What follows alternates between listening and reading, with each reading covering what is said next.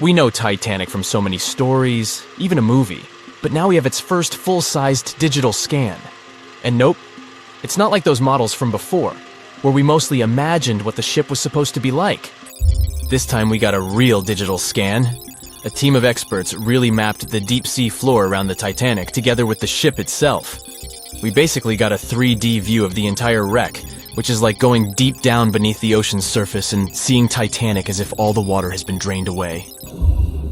So, the story of the wreck started in 1985, 73 years after the Titanic went down. The explorer named Robert Ballard stumbled upon it somewhere between two submarines that also went down in that area. He was actually on a different task back then, so he didn't even have time to explore the ship properly. But as he was searching for the submarines, he realized how ocean currents affect sinking debris. He noticed the heaviest object sank quickly and left a trail of debris behind, the trail that followed the currents. Using this knowledge, Ballard made a hypothesis the Titanic had broken in two and left a debris trail as it sank. Before he found the wreck, everyone thought the ship just went down in one piece after hitting an iceberg. So everyone knew where the ship was so the adventure could start, or not. It was hard to explore it. The ship is enormous, and the dark depths of the ocean make it really difficult to capture its whole body in one go. So we mostly relied on glimpses of the decaying ship, and had to settle with teasing scattered parts of the whole picture and filling it up with speculations and stories. But in the summer of 2022, we finally got something different. A team of experts from Magellan Loaded, a company specializing in mapping the deep sea, teamed up with Atlantic Productions, who were making a documentary about the project. They embarked on a mission to capture the complete view of the Titanic. They used submersibles. Those are vehicles that go underwater, remotely controlled by a team of skilled explorers. These submersibles dove deep into the ocean. It wasn't an easy job. They spent over 200 hours collecting information about the entire length and breadth of the wreck. It was like a real-life treasure hunt. But instead of finding gold and jewels, they took something even more precious. Over 700,000 images of the Titanic from every angle possible. Yup, they took photos of every tiny part of the ship, even the not-so-interesting bits most of us would usually skip. Even mapping the muddy parts was an important part, because it helped fill in the gaps between the more exciting things they discovered. And this was a way for all of us to finally get a detailed 3D reconstruction. Even though it's been more than 100 years, you can still recognize the bow of the Titanic, covered in rust that hangs down like stalactites. On top of the bow is the boat deck, where a big hole gives us a glimpse into the empty space where the grand staircase once stood, like a window into the ship's glamorous past. Its stern is now a wild mess of twisted metal.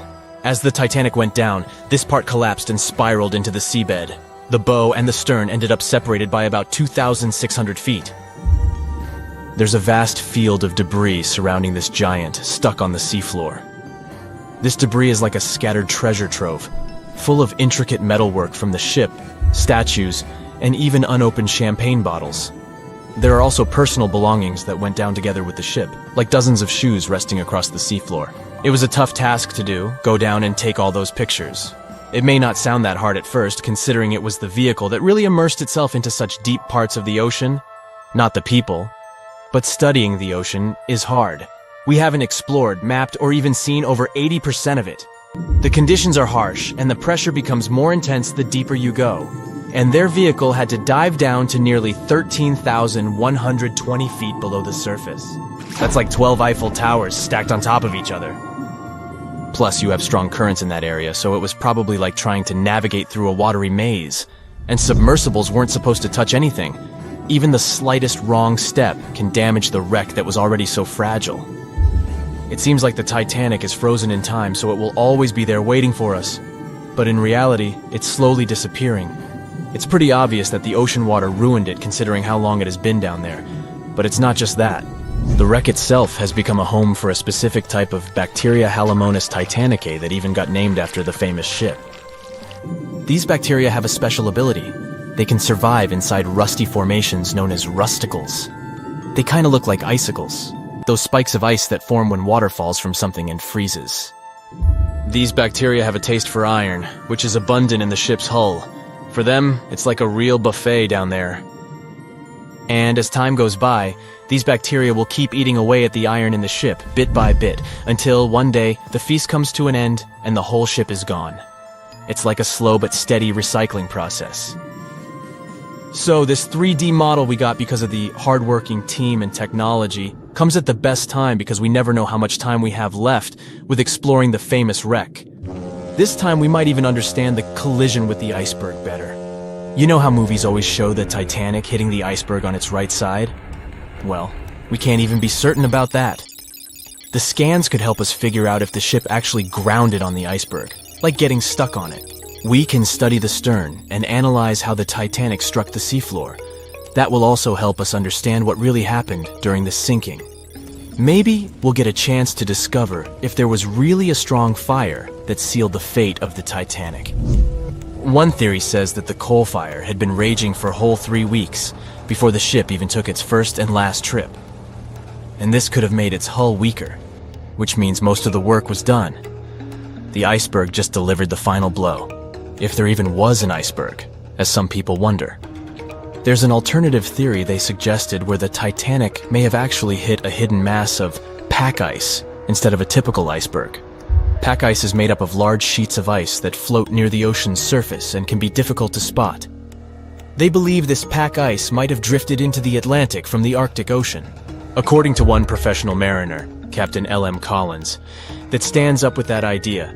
If the Titanic had struck a regular iceberg, the ship would have sunk much more quickly than it did.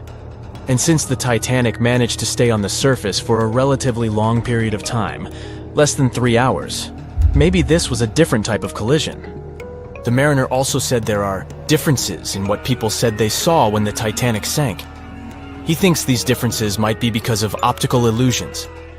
In this case, when people were looking at the ocean that night, the way the light was reflecting and the conditions at sea might have made things appear closer or distorted.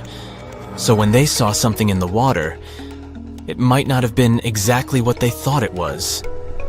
Whether it was an iceberg or something else. Binoculars might have helped the crew members to spot the potential danger, but unfortunately, they didn't have any. It appears they were locked inside a cabinet, and no one knew where the key was. Everyone knows the story of the Titanic, but not many people know that Titanic had 2 sister ships, and that on the night of its sinking, one of them was rushing to help but didn't make it in time. Bad luck seemed to follow the trio of ships, but each one of them had glorious moments that live in the minds of those who sailed in them. Keep on watching to discover a story of awe, ingenuity, and ill fate. And don't forget to click the subscribe button and turn notifications on to join us on the bright side of life.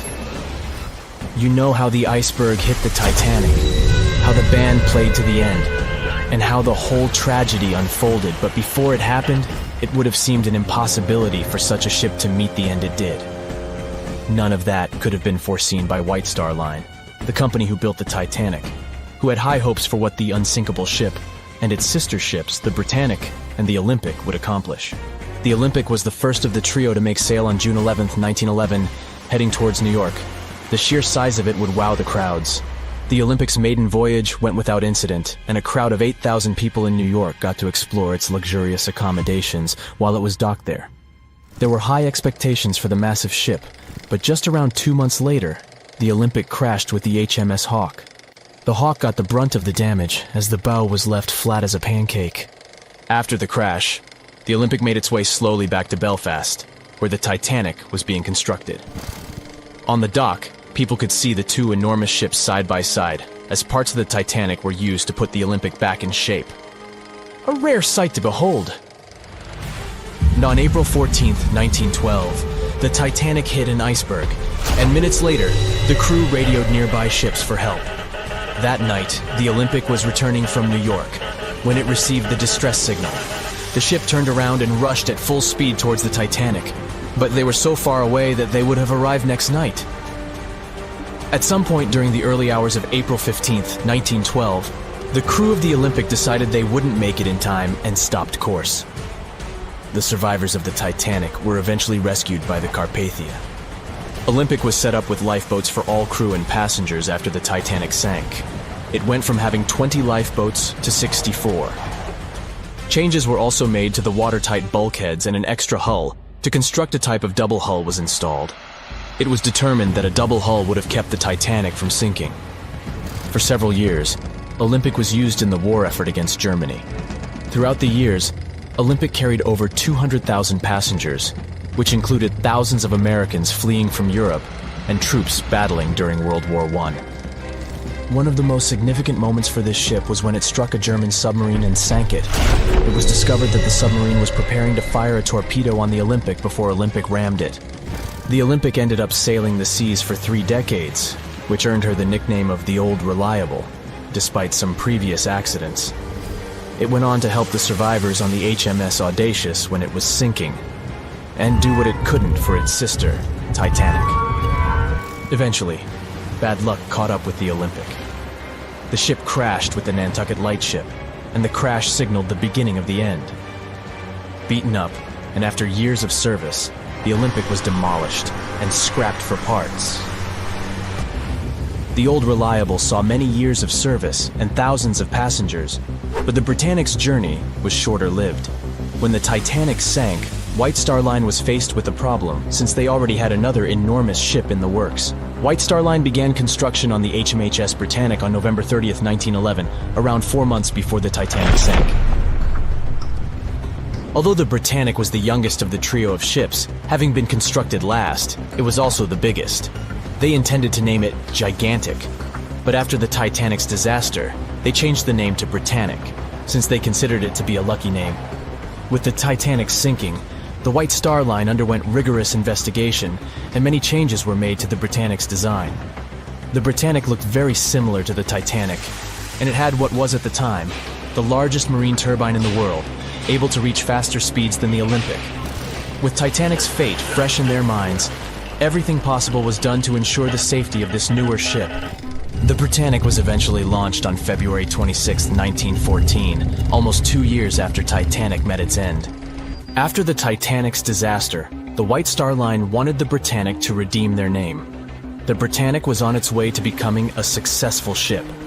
It transported passengers for over a year and a half when the British government requisitioned it and turned it into a hospital ship during the beginning of World War I. The ship became an even more impressive sight to look at. It was painted all white, with enormous red crosses on its side to indicate it was a hospital ship. One of the ship's surgeons, Dr. J.T.H. Beaumont, thought of it as the most wonderful hospital ship that ever sailed the seas. It could treat as many as 3,309 patients at once.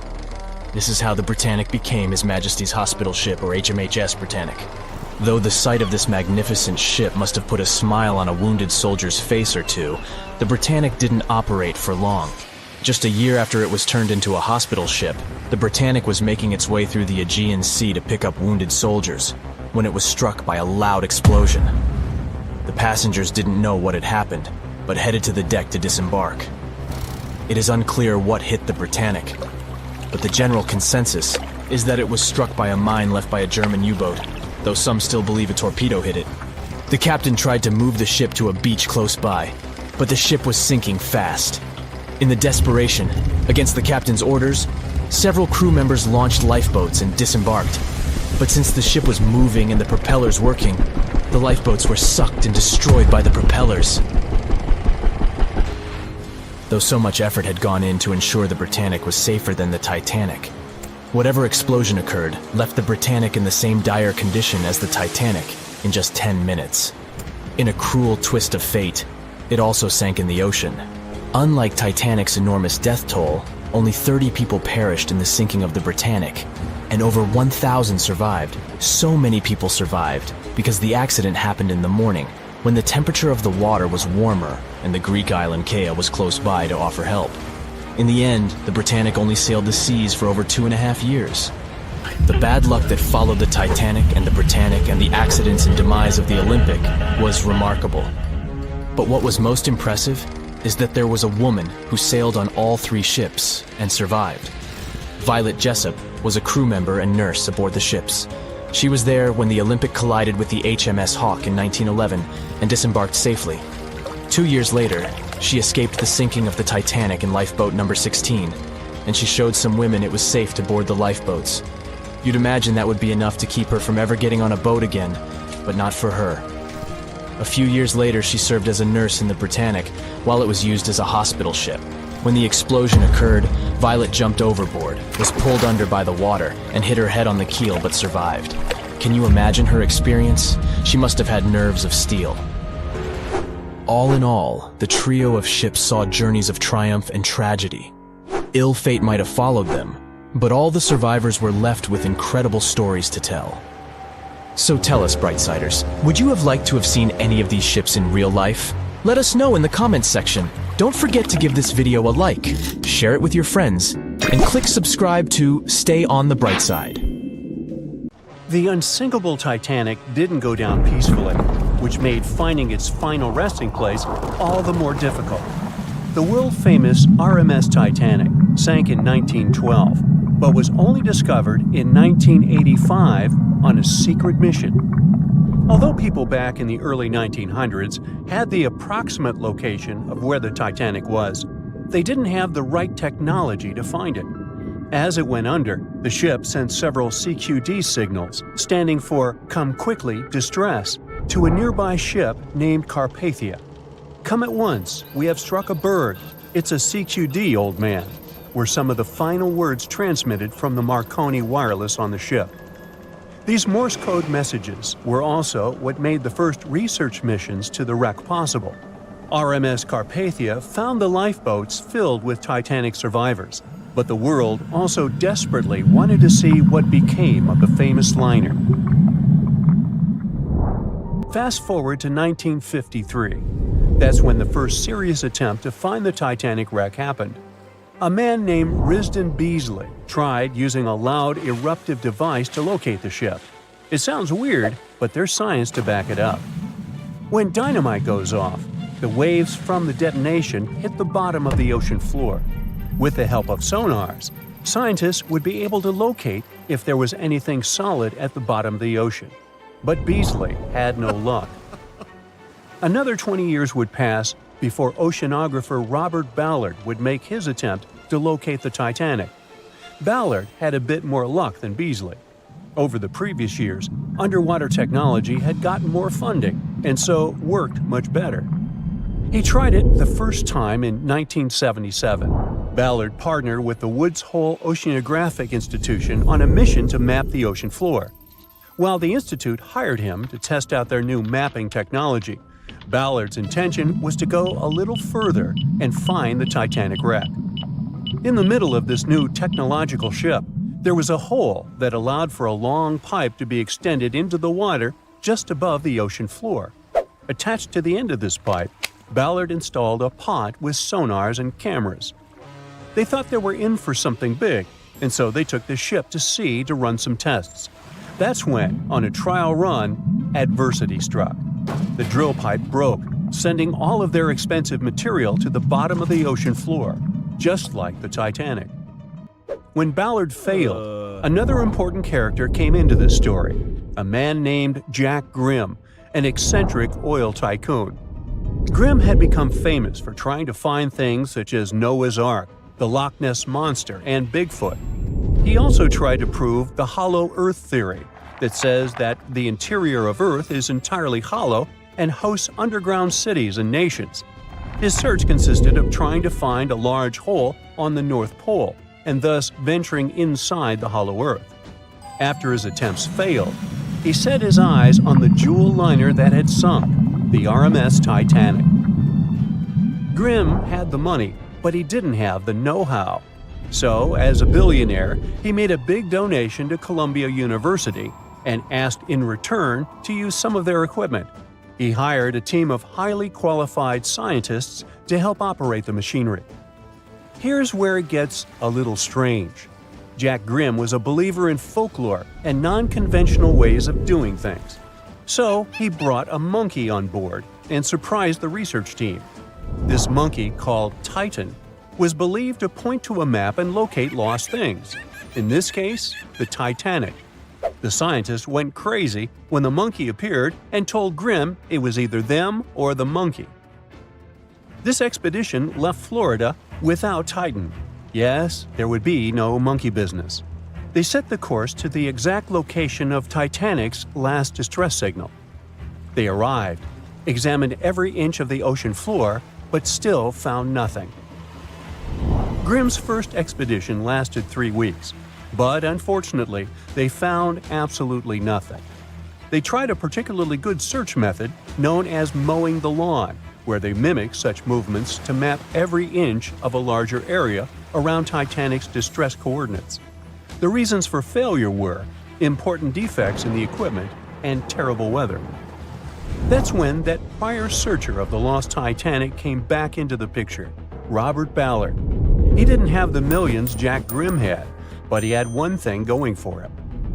The marine geologist was working closely with the U.S. Navy to locate 2 nuclear submarines which had sunk in the 1960s. Ballard himself says he was living 2 lives, one as a researcher and the other as a Navy intelligence officer. The deal was simple. He'd have a green light to search for the Titanic after he found the 2 missing submarines. To find Thresher and Scorpion, he used an unmanned submarine vehicle called Argo. Argo was like a little snow sled. It was attached to a bigger ship that sailed above the water. Argo was connected to the ship by a long cable, and it was piloted by a team on board.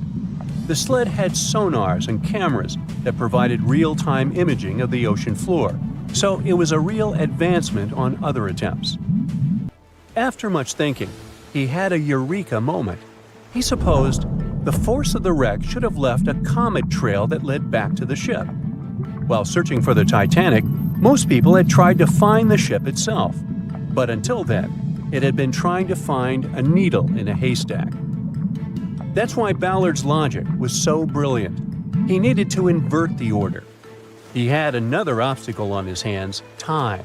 He could only look for the ship after finding the lost subs, and by the time that happened, he had 12 days left. He teamed up with another scientist, and they applied the mowing the lawn method to map the ocean bed. Another important piece of information that most researchers left out was that there was a sea current moving south on the day of the disaster. This meant that the debris field should be south of the distress signal coordinates. To save time and resources, he would do a quick reconnaissance of the ocean floor, spacing lines more than 3 miles apart to look for debris fields. He also relied more on the camera visuals than on the sonar signals. His team took turns piloting Argo and watching the video. Days rolled by, with nothing but the empty ocean floor showing up, until the rocks they were used to seeing started to look like man-made debris. Suddenly, there it was, the Titanic's boiler. Ballard was right. The debris field would take them back to the ship. After 73 years of searching, they had finally found the Titanic wreck. Bet you never heard this story about the Titanic. So, this massive luxury ocean liner was heading out of Southampton on its first voyage to New York with over 2,000 passengers and crew on board. I'll spare you the details for now. You know how it all went down. Since there were a lot of things that went wrong during its short lifespan, some couldn't help but wonder, was it really bad luck? Or was there some mysterious force behind the ruckus? Well, for starters, right as it was leaving the harbor, the Titanic nearly crashed into another ship, called the SS New York. How did that happen? Well, 6 tugboats had to pull the massive Titanic into the river to begin its journey. Captain Smith was in charge, but let's be honest, he probably needed a few more cups of coffee before making any big decisions. So, as the Titanic was speeding along, minding her own business, she passed the New York and the Oceanic ships. The Titanic decided to make a left turn, but the suction was just too much for the poor New York. She started to drift off towards the Titanic. The Oceanic was leaning so much, her gangplank smacked into the water like a belly flop in the pool. Thankfully, the captain of one of the tugboats was there to save the day. He used his trusty megaphone to call the Vulcan to the port side of the Titanic to pick up some crew members. He then noticed the New York in trouble and acted quickly, throwing a line to slow her down. The Titanic's captain was probably scratching his head, wondering how to handle these big ships like the Titanic. That's because he'd only recently experienced sailing on larger ships. Close one, right? Well, it was just part of the story. As it turns out, the huge list of misfortunes might have started even earlier. Another theory suggests that during the ship's construction days in Northern Ireland, a fire broke out in the coal bunkers. Talk about a rocky start. If this information is correct, then the ship's hull may have been affected by the incident before it even set sail. Fans of this theory argue that a fire popped up inside one of the Titanic's large coal bunkers and really damaged an important segment of the ship's hull. Some claim there's even photographic evidence to back this up. A bunch of photos documenting how the ship was made and pampered for its maiden voyage were found, and they showed a significant black streak on the outside of the Titanic's hull. Weirdly enough, the streak was really close to where the iceberg hit during that cold April. Now I know what you're thinking. This theory might sound far-fetched, but most of these people have been gathering information about the Titanic for decades, and they're convinced that this is the real deal. They even believe that the fire started way earlier than the day the Titanic set out on its maiden voyage, particularly about 3 weeks prior. Why was this overlooked? Well, because of fear of bad press, mostly. Also, because of all the fuss created around the unsinkable ship, it was important that they stuck to the initial calendar. Of course, not everyone is convinced by this new theory. Some people think it's just another wacky idea to add to the long list of Titanic sensational theories. What if I told you there were even rumors about part of an ancient Egyptian coffin being on board? Could that have had something to do with the disastrous ending of the Titanic? Some truly believe it did. Let me tell you the story about the unlucky mummy. It's a tale that'll give you goosebumps. Back in the 19th century, this ancient Egyptian artifact, a mummy case lid to be exact, was brought over to Europe. And as soon as it arrived, strange things started happening. Now, some of the stories may be a bit exaggerated, but according to journalists, some of them were actually true. The rumors sparked the interest of a British writer who later spent months investigating the mummy case and its alleged related stories. He was planning to write an article debunking the myths, but he found out they were all too real. Unfortunately, he never got to finish his work because he passed away suddenly. Others believed that the mummy case was guarded by Egyptian elementals. They warned others not to mess with the artifact. The mummy case's history is just as spooky. It was found in Egypt and sold to a certain someone conveniently named Mr. W. at a party organized by a well-known English lady. When the mummy case arrived in England, it was given to Mr. W.'s sister, who immediately suffered from financial losses and other troubles. A photographer who took a picture of the case claimed that he captured a living woman's face on the film. The mummy case eventually ended up in the British Museum, and it's still there today. However, rumors say that it was aboard the Titanic and was responsible for its sinking. But don't believe everything you hear. Some sources claim the mummy case never left the British Museum, and the rumor was started by a journalist named William Stead. He was actually a passenger on the Titanic, and he supposedly told his fellow passengers about the ill-fated mummy before the ship went down. Is that what happens when you tempt fate? Seriously doubt it, but it does make you wonder, doesn't it? It gets even weirder, trust me. About 50 passengers got cold feet before the ship took off, and they refused to board the Titanic at the last minute, even if it meant that they'd lose the cost of the ticket. They just had an extremely bad feeling about the whole deal, and even an Irish astrologer warned against making the voyage on the Titanic. I doubt he saw a big ol' iceberg hidden somewhere in the stars, but it does add up to the mystique surrounding the Titanic. And do you know what's even worse? The fact that the ship's binoculars, which could have helped prevent the iceberg collision, were locked up. Apparently, those binoculars could have been used by lookouts on that fateful night. But guess what? The key was held by David Blair, an officer who was sadly bumped from the crew before the ship's departure. Poor guy. He probably didn't even know what he was holding on to. Now, some historians think that if those binoculars were in use, the iceberg might have been spotted earlier. But hey, let's not point fingers here. Others argue that it wouldn't have made a difference. Who knows?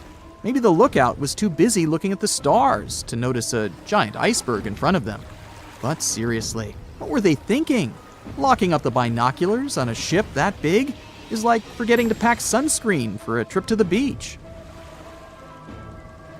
Also, the ship might have been going a bit too fast. Now, I know what you're thinking. Why was the captain in such a hurry? Well, apparently, good old Captain Smith was trying to beat his ship's older sibling, the Olympic, in a race to see which ship could cross the Atlantic faster. I guess he had a bit of a sibling rivalry going on or something. But here's the thing. Even though there were warnings about icebergs in the area, the Titanic just kept on chugging along at full speed ahead. I mean, come on, guys, it's not rocket science. If you know there are icebergs around, maybe slow down a little bit, right? And then, close to midnight on April 14th, 1912, the Titanic hit that iceberg and sank in the North Atlantic. It also famously had a mere 16 lifeboats and 4 collapsible dinghies on board. No wonder it ended up being one of the worst maritime disasters in modern history. After the whole event, people started believing in life beyond the veil and contacted mediums, hoping for signs from the ones they had lost at sea. Can't say I blame them, though there's no verified story of someone managing to contact a Titanic passenger from the beyond, though. Back when it was built, the Titanic was one of the largest and most luxurious passenger ships, with high-class features like a grand staircase, a swimming pool, and a gymnasium. People thought it to be unsinkable because of its advanced safety devices. Its tragic sinking on its maiden voyage in 1912 proved it wasn't at all the case. It wasn't until 1985 that the Titanic's wreck was finally rediscovered using state-of-the-art sonar technology. Ever since, thousands of items have been recovered from the Titanic, many of them being put on display or sold for auction. Things like jewelry, a life jacket, a menu from the ship's restaurant, or even a sample square of carpet from the first-class stateroom have all baffled the public and told stories of the many on-board people. Scientists have even tried to come up with strategies to get the Titanic back up, not because they want to put it up for display, but so it can be properly studied, and more importantly, to stop it from getting more and more damaged at the bottom of the ocean. Some have suggested filling the wreck with ping pong balls to make it float, while others even considered injecting it with 198,000 tons of Vaseline. Another creative solution was proposed, the idea of using a giant claw or scoop to lift the Titanic. Nobody came up with this device. Using 500,000 tons of liquid nitrogen to trap it in an iceberg that would float to the surface was also considered, but all these potential strategies had to be eventually let go, since the Titanic is way too fragile to ever be recovered. As the Titanic's iconic bow railings are in danger of collapsing, metal-eating bacteria continue to chew away at the ocean liner's wreckage. An undersea exploration company plans to gather data about the ship's deterioration in annual expeditions. They hope this will help them learn more about the Titanic, and also more about the ecosystem that shipwrecks create. The over 100-year-old ocean liner is also being damaged by deep-sea currents daily. Some experts predict that the ship could disappear in a few decades due to holes in its hull. The deck that passengers crowded on as the ship sank has caved in. The gymnasium near the grand staircase has also fallen in, and a 2019 expedition found that the captain's bathtub, which became visible after the outer wall of the captain's cabin fell away, is no longer there. Those annual expeditions also gather data about the creatures living at the site, including crabs and corals. Surprisingly, many species have only been seen there at the Titanic wreck, so scientists are curious to find out more about them. The most famous out of all these creatures is the Halomonas titanicae. It's a bacteria, and it was discovered on the wreckage of the Titanic. What's interesting about this creature is that it's able to thrive in extremely salty environments. It's also been resistant to several antibiotics, unlike other types of bacteria. It's probably because of this super bacteria that the deterioration of the ship's iron hull happened so fast. The expedition will also look at the debris field and its artifacts. On the site, there are still traces of little personal items like clothes and luggage. One of the most interesting stories about Titanic artifacts is that of the passengers' shoes. Most of the Titanic items that have been lost at sea deteriorated or disappeared completely. But not the shoes. They seem to be able to resist the harsh conditions. On top of that, the leather in most shoes is perfectly preserved, probably because of tannin, a substance used in the tanning process of leather. It helped the shoes resist the damaging bacteria found underwater. All this exploring might have gotten you all excited. If that's the case, I have some good news to share. You might even be able to join the expeditions.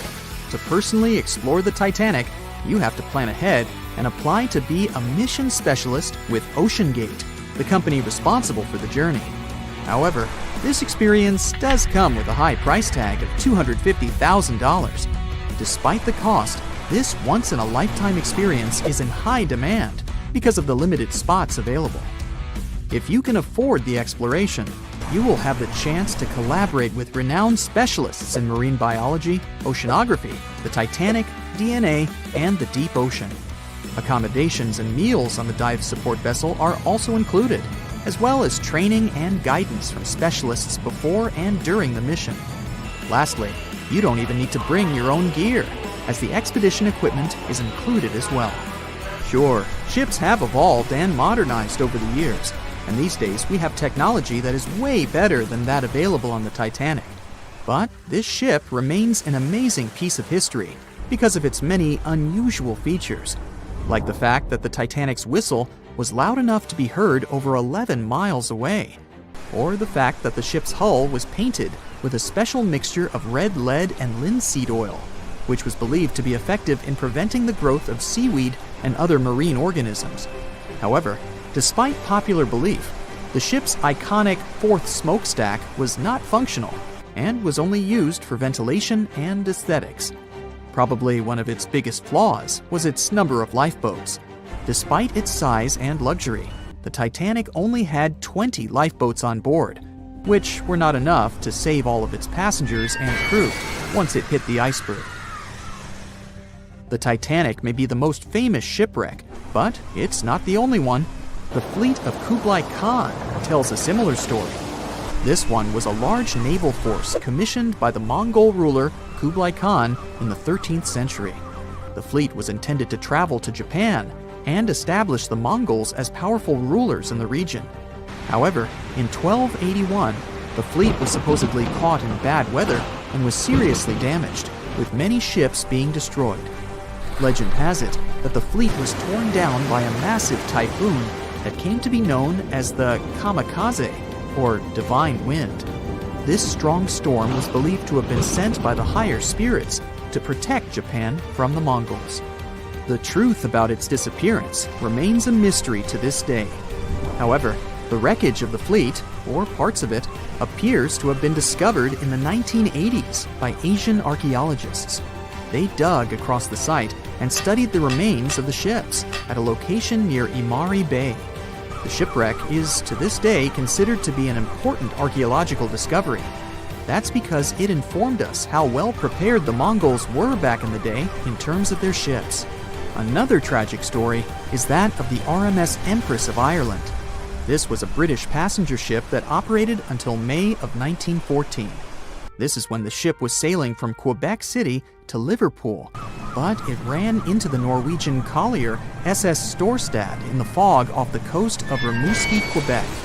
The collision caused a large hole in the side of the Empress of Ireland, and the ship began to quickly take on water and sink. The crew and passengers were caught off guard, and many were unable to evacuate in time. In total, 1,012 people were lost in the disaster, making it one of the worst maritime collisions in Canadian history. Rescue efforts were hampered by poor visibility and the fact that many of the lifeboats were damaged or unusable. only 465 people survived the sinking, and many of them were rescued by the Storstad, which had remained in the area despite its damage. The sinking of the Empress of Ireland was a national tragedy in Canada, and it led to changes in maritime safety regulations and the establishment of a Coast Guard. The ship still lies at the bottom of the St. Lawrence River, where it has become a popular dive site for enthusiasts.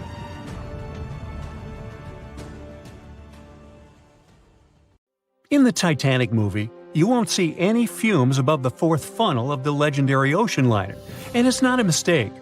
Back in 1911, the year before the Dream ship's departure, large ships would mostly sail with 4 chimneys. They needed those to draw heat and fumes from their massive boilers. The Titanic was a real engineering gem that only needed 3 chimneys to function. So the fourth was added for balance and more impressive looks. The White Star Line thought the public would have been disappointed to see only 3 pipes on the greatest ship of all time. The Titanic's sister ships, the Olympic and the Britannic, also had 1 fake funnel each for the same reason. The dummy chimney wasn't completely useless and served for ventilation. It took out the fumes from the machine spaces in the lower decks and from one of the first-class general rooms. 1 big ventilation funnel, instead of several small ones, helped to declutter the upper decks and left more open space for passengers to enjoy their strolls. When Titanic went down, the funnels, each weighing 60 tons, went down with the rest of the ship. They were made extra tall to make sure the passengers weren't covered in the soot being ejected. Their height and weight let them stay in the upright position. The forward funnel, followed by the others, fell only when the ship went for the final dive. Those chimneys were much lighter than the bow, so they spread among other debris. The light material they were made of flattened once it hit the bottom, and the iron-eating bacteria living deep down took care of it later. The bow of Titanic remained intact when it hit the seabed, but the stern was completely mangled. When the famous ocean liner hit that iceberg, things got really messy. It took the future movie star a whole 2 hours and 40 minutes to submerge completely. The collision let water flood 6 out of 16 watertight compartments. As the water gushed into the starboard side, the ship started to tilt down in the front and a bit to the right. By midnight, the damaged compartments were spilling water into others, and it was chaos because these compartments were only watertight horizontally. Soon enough, water started flooding through the anchor chain holes, and by 2 a.m., the bow was sinking, and the stern's propellers were lifted out of the water. The ship kept flooding until the moment the bow went underwater, and the stern shot up almost 45 degrees. The weight of those massive propellers stressed the ship's midsection. The steel just couldn't handle it and failed. Survivors described that moment as some loud noise, like breaking china or falling gear. That was the Titanic's upper structure giving in. By 12 past 2 a.m., the bow and stern were only connected by the inner bottom structure. Minutes later, the bow, weighing almost 16,000 tons, broke loose from the stern. The stern rose sharply to an almost vertical position and started sinking slowly. By 2:20, it disappeared underwater. The bow was cruising down at about 13 miles per hour and had hit the ocean floor almost a half an hour before the stern. The 2 parts of the Titanic now lie 2,000 feet apart, pointing in different directions. The bow remained mostly intact, just covered in mud. The stern turned into a tangled wreck because of the implosions it went through during the descent. The air trapped within the structure just couldn't handle the increasing pressure of the water deep down. Signal rockets played a big part in the Titanic's tragedy. When a ship goes down, you're supposed to shoot up red flares to signal trouble. But someone decided to stock Titanic with white lights instead of the usual red ones. So when the ship smacked into that iceberg, the crew fired off white flares. The SS Californian was passing nearby, and his captain knew the Titanic was in a dangerous iceberg zone. The crew didn't spot the sinking Titanic, but they sure saw those white rockets. The radio between the ships was useless because the Californian's operator switched it off. The captain had a gut feeling something was off, so he flashed a Morse code light signal at Titanic. But he received no reply because the Titanic had already gone underwater. There was another ship, Samson, sailing alongside the Titanic. It had plenty of illegally hunted frozen seal meat from Canadian waters abroad. so it was sailing with lights off to remain unnoticed. When they saw the Titanic's white rockets, they thought it was the Coast Guard and zoomed away. Samson didn't have a radio, so they couldn't find out about the ongoing disaster.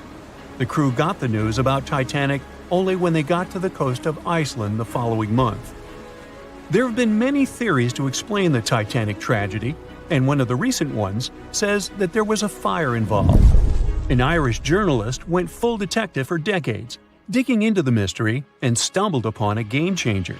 He came across a photo album that had been hiding from the public for a century after the tragedy. In the pictures, taken at the Harland and Wolff shipyard in Belfast, Northern Ireland, just over a week before the liner sailed, you can clearly see a massive 30-foot black spot on the ship's hull. Maloney researched the photos and eyewitness testimony from the time and claimed that a fire spontaneously broke out inside of one of Titanic's enormous coal bunkers. It was raging for a whole 3 weeks and messed with the metal, critically weakening a crucial segment of the ship's hull. Back then, most ships had just one hull, so it was the only skin the Titanic had. That's why the iceberg managed to punch a hole through the ship so easily. If it hadn't been for the fire, the Titanic might have shrugged off that iceberg collision. The company operating the liner knew about the fire, but they decided to conceal that fact. They didn't want any negative stories in the press as they faced some serious competition in transatlantic voyages. The Titanic was sold out, so they stocked up on coal and made it sail. The moon might have also played a role in the sinking. Our satellite heavily affects tides on the Earth. The closer it is to our planet, the stronger the tides are because of the increasing gravity of the moon. Back in 1912, the moon was so close it made several glaciers in Greenland break apart. Massive chunks of ice that broke off from the glaciers started floating south. The supermoon event came just 6 minutes after a spring tide. During new and full moons, the alignment of the moon, the Earth, and the Sun makes their combined gravity reach its peak. And the day before, our planet had come the closest to the Sun that year, which made the gravity even stronger. This mixture of events created perfect conditions for one of the most powerful tides in history. It created the perfect conditions for the icebergs breaking off from Greenland's glaciers to move freely. Opponents of this theory say that the difference in tidal force wasn't actually that big, and it couldn't have been the main cause of the sinking. The iceberg tore down the side of the ship, leaving a huge opening in the hull. It wasn't a continuous rip, and damage was caused in several places. Some experts believe the ship would have survived the iceberg if it had hit head-on. The Titanic had watertight compartments designed to prevent flooding in case of a collision. Only the first 3 or 4 of these compartments would have been flooded. This could have helped save a lot of lives. Supporters of this theory put the blame for the disaster on First Officer William Murdoch. Huge, fast-moving ships don't just turn in a matter of seconds like a speeding car. It takes minutes. When Murdoch realized the collision was inevitable, he tried dodging left to avoid a direct hit. But despite his efforts, the ship still collided with the iceberg. You know the rest.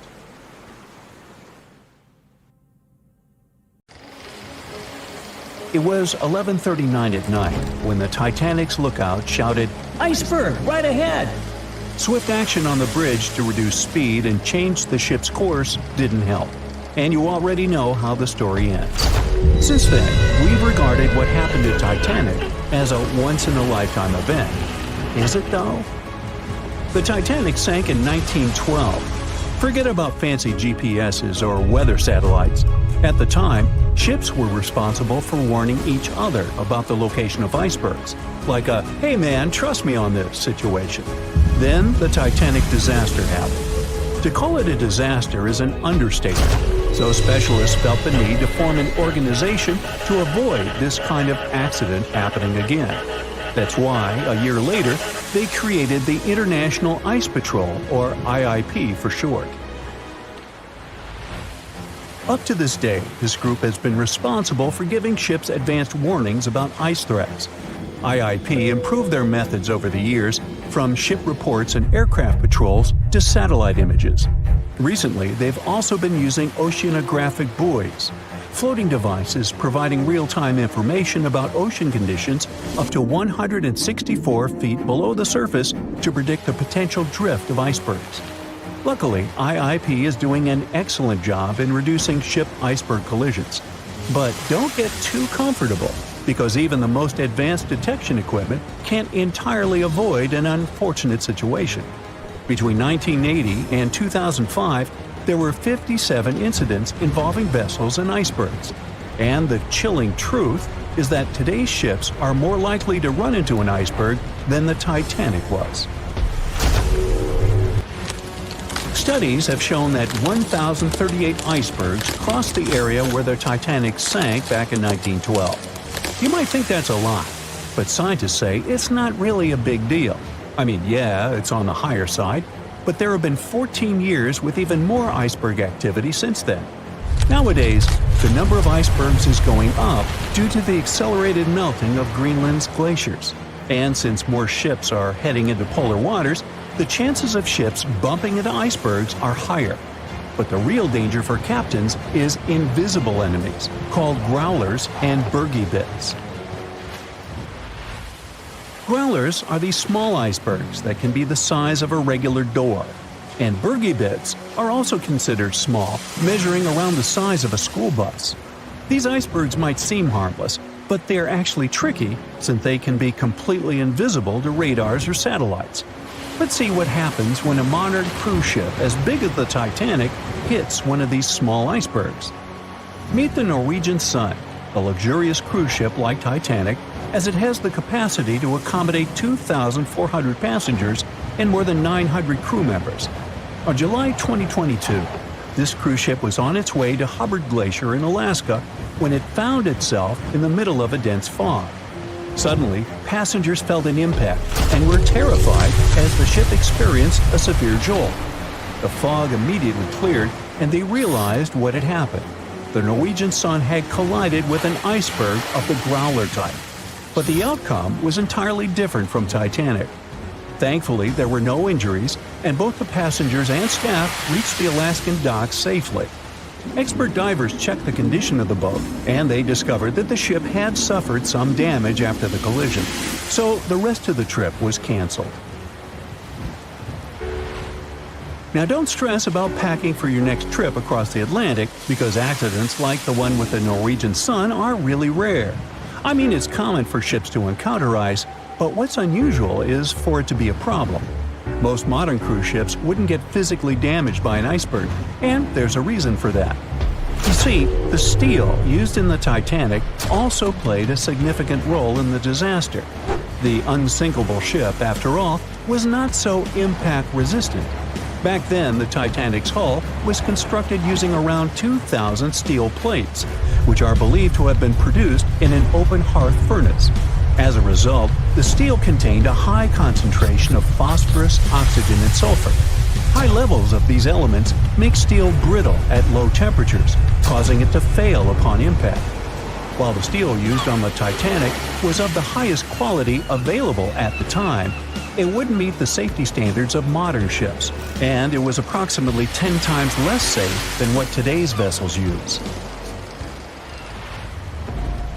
But the most significant difference between the design of the Titanic and a modern ship lies in how the hull is put together. You see, the Titanic was built using over 3 million rivets for its hull and upper deck structure. So, when it struck the iceberg, the rivets started a chain reaction, causing the entire section of the hull to collapse simultaneously, causing an uncontrollable flood of water. In contrast, modern ships use a method called submerged arc welding, which fuses the edges of metal pieces together, creating a strong and continuous bond. This is safer because if any part of the ship gets damaged, the tear doesn't spread, making things worse.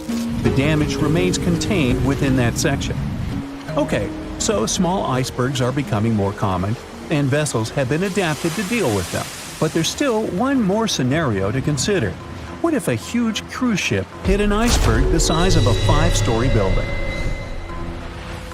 Imagine we've just created the world's largest cruise ship on the planet. Let's call it the Bright Seaside. Our floating resort is massive, 4 times the size of the Statue of Liberty. It's longer than the Titanic by 318 feet and carries about 3 times more passengers and crew. And just like the Titanic, our fictional ship can cruise at a top speed of around 23 knots. Now, picture this scenario. The bright seaside is cruising at full speed in freezing waters. It's the middle of the night, and the captain doesn't realize that all the iceberg detecting equipment on board isn't functioning. It stopped working 3 days ago. It's very foggy out there, and the lookout also fails to spot a 45-foot-tall iceberg. If that whole situation played out, and the ship smacked into the iceberg head-on, well, it could potentially lead to a sinking. But you can see how unlikely that is, right? That's why experts are quite confident in saying that ice isn't likely to sink modern cruise ships.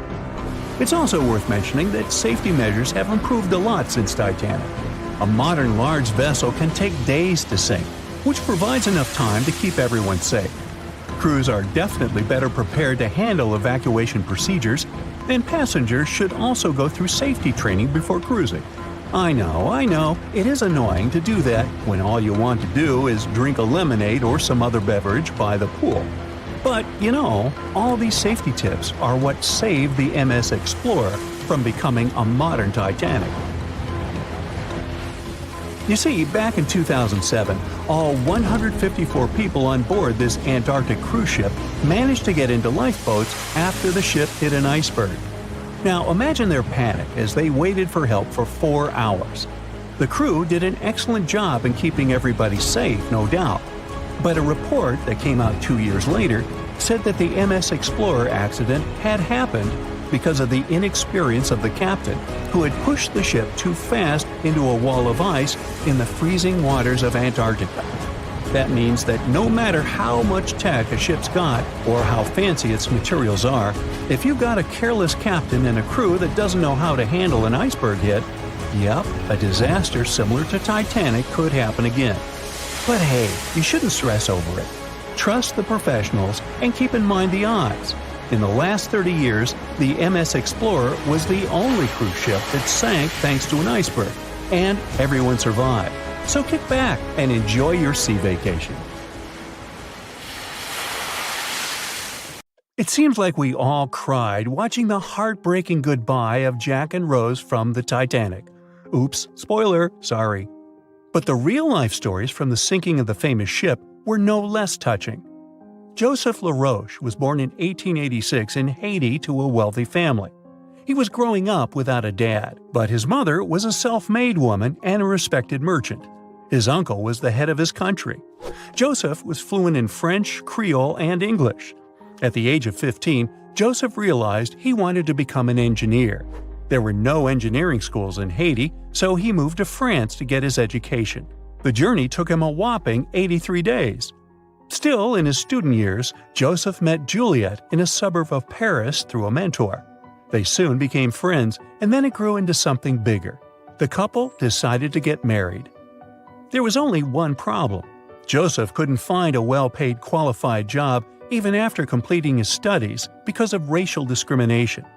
The intelligent young man realized he could do better. Plus, he needed to provide for his growing family. His third kid was on the way. His uncle back in Haiti promised he'd help Joseph secure a job as a mathematics professor. His mother was overjoyed that her son and his family would be living in Haiti. She bought them first-class tickets for the French liner La France as a reunion gift. But that liner had really weird rules separating parents from their offspring for meals. The LaRoches didn't want to leave their youngsters and make them feel sad on a trip across the ocean. So they decided to trade their first-class tickets for La France for second-class tickets for RMS Titanic's maiden voyage. The Titanic was all the hype, and it didn't separate families, so it looked like a great deal. They planned to change for another ship in New York that would take them straight to their final destination in Haiti.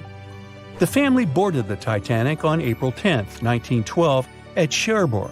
They had 3 days to enjoy the luxurious staterooms, a dining salon, a library, and 3 outdoor promenade decks available to second-class passengers. Juliet sent a letter to her father from Titanic's final stop in Queenston, Ireland. She told him they were more than happy with the accommodation. They had 2 bunks in their cabin and a couch that converted into a bed for their youngest family members.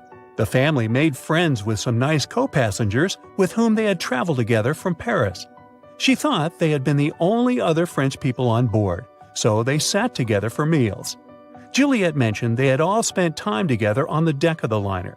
She also wrote the people on board were friendly, although some sources say the family had gone through quite a lot of mean stares, gossip, and remarks. On the night of April 14th, their exciting journey came to an abrupt end. Even though Titanic's wireless operators had received warnings about drifting ice from nearby ships, the liner continued to plow ahead at full throttle. It was around 11:40 p.m. when Titanic's hull collided with the iceberg around 370 miles off the coast of Newfoundland. The practically unsinkable ship was severely under-equipped with lifeboats, enough for only about half of its 2,200 passengers. The nearest rescue ship, the Carpathia, was too far away to help. A steward woke up the LaRoche family and took them to the lifeboats, as Juliet remembered later. She couldn't speak any English, so everything that was going on seemed even scarier to her. A little after midnight, the crew received the order to give priority to women and children when boarding the lifeboats. Juliet later remembered a terrible panic had begun, as people had been pushing each other to get to the desired seat. At some point, she felt they had pulled away her older daughter and thrown her into the abyss. A moment later, she had joined her Simone in the same emptiness.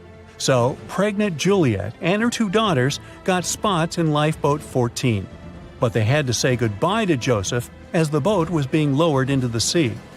He wrapped his coat around Juliet, saying she'd need it, and promised to get in another lifeboat and see her and the little ones again in New York. The 25-year-old Joseph LaRoche didn't manage to stay true to his word. In a couple of hours, Titanic sank underwater, taking the lives of almost 1,500 people. Joseph was one of them. Juliet and the girls were among the 700 survivors who had been rescued by the Cunard liner Carpathia several hours later. Once they reached New York, they were looking through the crowds of people, hoping to see Joseph again. When it became obvious they wouldn't find him, it was time for them to decide what to do and where to go.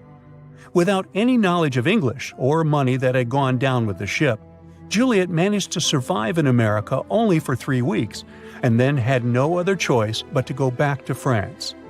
Joseph's uncle was no longer able to help them, as others had taken his life 4 months after the Titanic tragedy. In December 1912, Juliet gave birth to a son who she named Joseph after his father. For the rest of her life, she couldn't get over the loss of her beloved husband.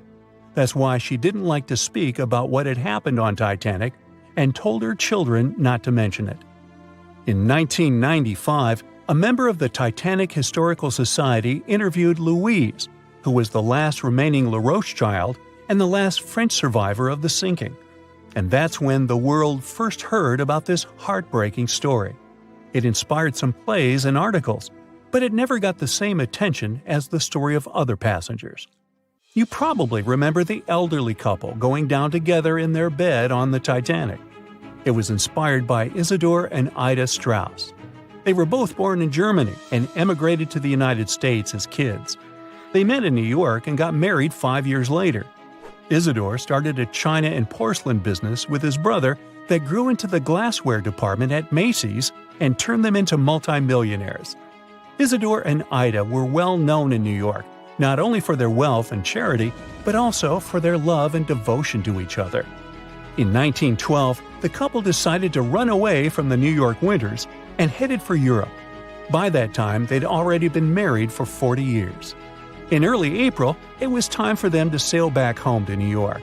They normally traveled on huge German liners, but at that time, they couldn't resist the hype of everyone talking about that new luxury liner, the RMS Titanic.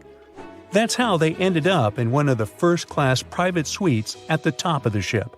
The Strauss couple spent their evenings dining in front of a live orchestra in a hall filled with fancy furniture and expensive wooden paneling.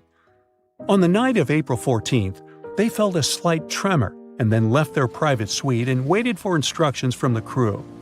They told the passengers not to lose their passes, as they'd need them when everyone got back on board. But the ship was going under. The Strauss couple were standing next to Lifeboat 8. Mr. Strauss, who was 67 at the time, was offered a seat with his wife because of his age. He refused it, saying he was not too old to sacrifice himself for a woman. He wanted to wait and make sure no women and kids were left behind. Ellen Bird, Ida's maid, hesitated before getting on the lifeboat, but Ida told her to go. She took the easy decision not to leave her husband on the sinking ship. Ida took off her beautiful mink coat and handed it to her shivering maid, saying she wouldn't be needing it anymore. Isidore didn't manage to convince her to save herself, so they stayed together till the end. Some of the surviving first-class passengers later remembered they had seen the couple standing peacefully on the deck, holding hands, just waiting.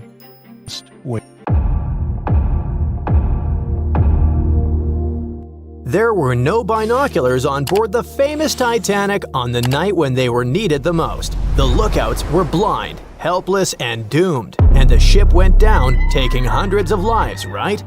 Well, it's just one of the many myths from a whole ocean of half-truths, rumors, and dramatic retellings the Titanic is still sailing in.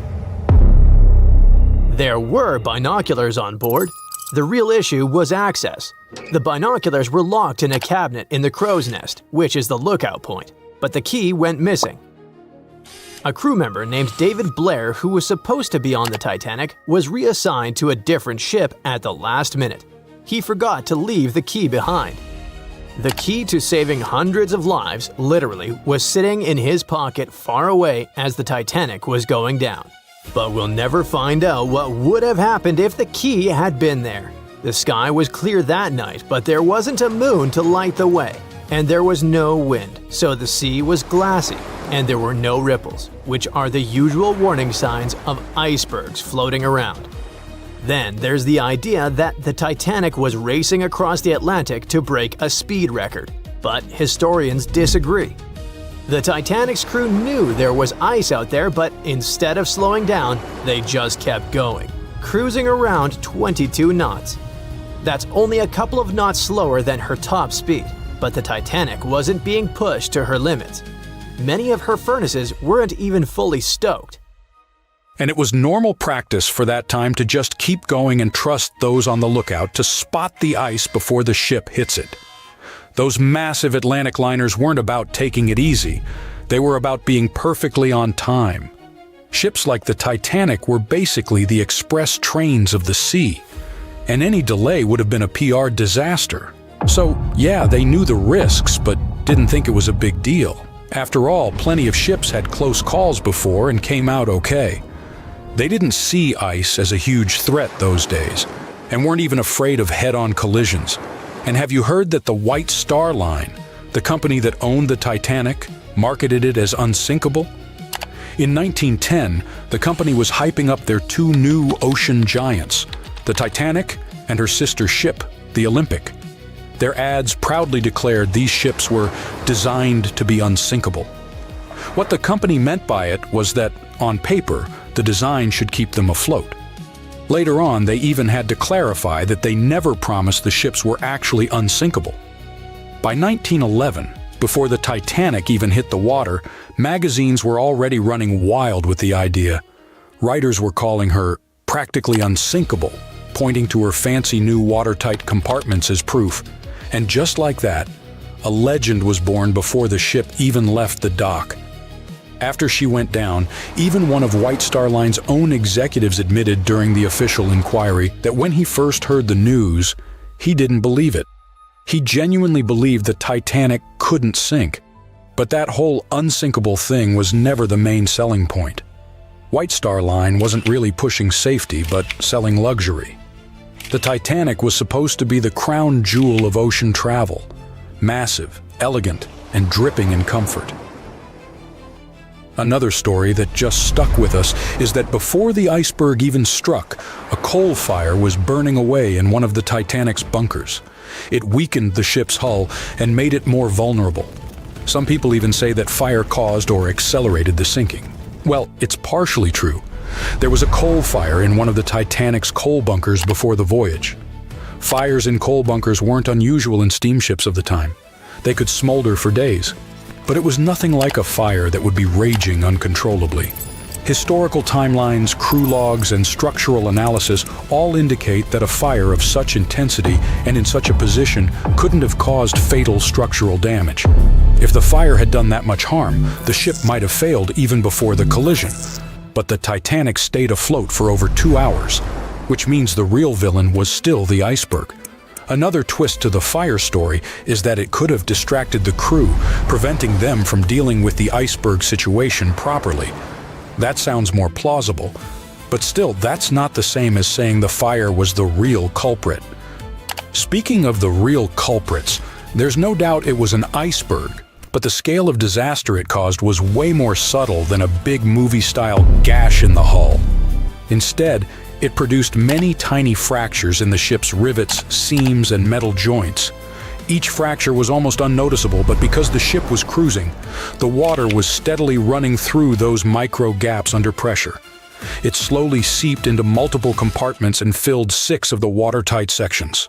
The Titanic lingered, hovered, took on water, and was failing compartment after compartment. She sank over a period of 2 hours, rather than going down in minutes.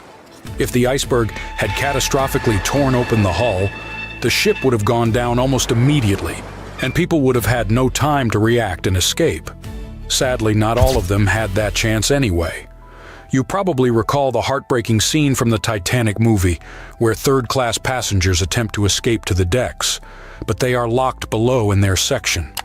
Well, it's only partially true.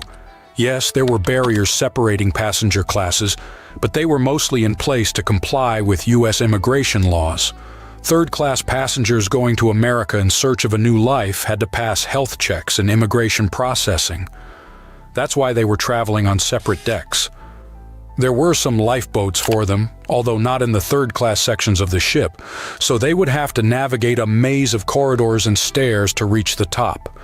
And many of the third-class passengers didn't even want to try, as they didn't want to leave their luggage behind. In the end, only about a quarter of the third-class passengers survived, but no one forcefully kept them on the lower decks. Now let's switch gears and discuss the Titanic facts that people used to deny or overlook, but which have since been proven true. For example, most deck plans and diagrams you've seen in Titanic documentaries don't show a hidden deck down under the waterline called the inner bottom. Many outside engineers did not fully understand or discuss it. This hidden deck stretched nearly the full length of the ship and had 44 separate watertight tanks. Most of them were for water ballast, some for fresh water. There were also wing tanks, port and starboard, which helped with balance. The inner bottom was like the ship's built-in organizer.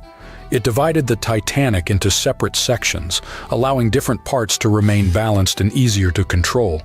It was designed to stay afloat with up to 4 of the forward compartments flooded. Sadly, the rendezvous with the iceberg opened 6 compartments, and you know what happened next.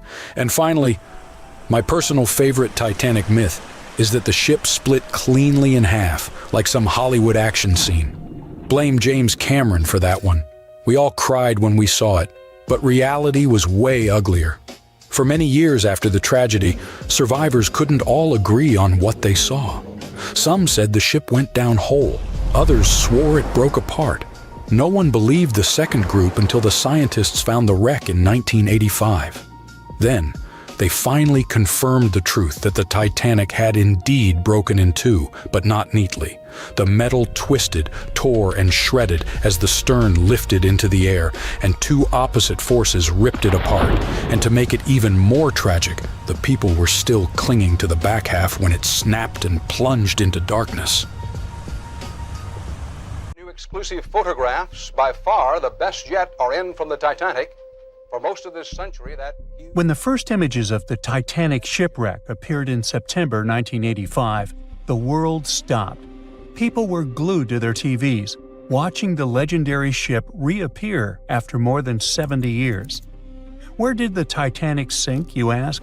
It's located about 400 miles off the coast of Newfoundland, Canada. This so-called unsinkable ship rests in complete darkness, about 12,600 feet below the surface. Yep, that's how deep the Titanic is. But even after such a long fall down to the ocean floor, the front part, known as the bow, still look surprisingly intact.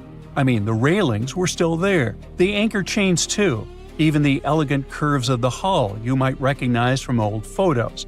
But the news barely mentioned the stern back then, and there's a reason we still don't talk much about it.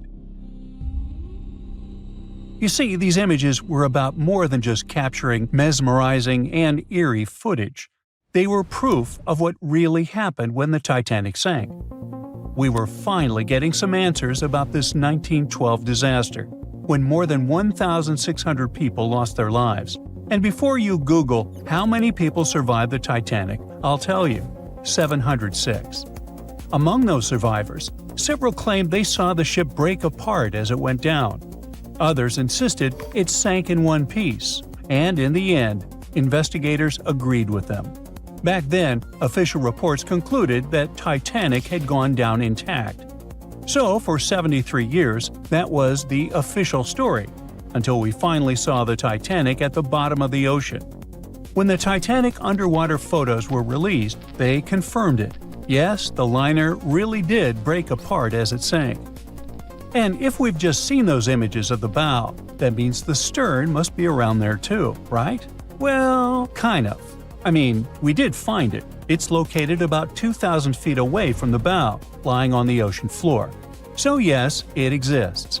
But why doesn't anyone ever talk about what happened to the stern of the Titanic?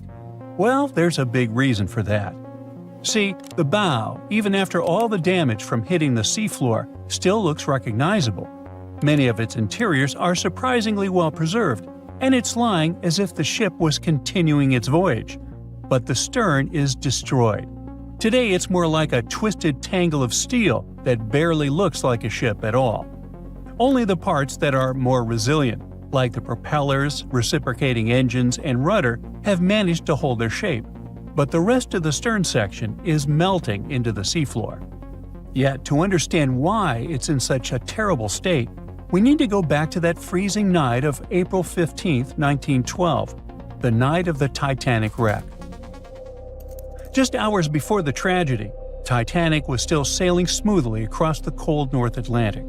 The stern was alive with people, families talking, music playing, life going on as usual. This is where the room for passengers with the cheapest tickets were located. That's why third-class travelers were also known as steerage passengers. But the stern wasn't only for passengers. It also contained many of the ship's storage areas, including cargo holds, baggage rooms, kitchens, crew quarters, and even the engineering spaces. And hold on to that info, it's going to be important in a second. So let's jump straight to when the liner struck the iceberg. As the bow began to sink, the stern slowly lifted out of the water, putting enormous strain on the middle of the ship. By around 2 in the morning, the lights on Titanic flickered and then went out. Moments later, the ship broke in two, and the bow disappeared beneath the waves. The stern briefly settled back on the water before rising again, this time almost vertical. It stayed upright for a few seconds and then began its final plunge. At about 2:20 in the morning, the stern vanished beneath the Atlantic. Titanic was gone. What was happening beneath the water were two completely different scenarios. First, the bow slowly filled with water and began to drift downward, almost sailing gently like a submarine. Because of that, it managed to keep its shape and stayed mostly intact. But Titanic's stern collapse was a whole different story. The stern was ripped wide open where the ship had split apart. Water rushed in through that open end at incredible speed. This sudden flooding made the stern plunge downward much faster than the bow. The rush of water created so much turbulence that pieces were ripped off and scattered all around the ocean floor.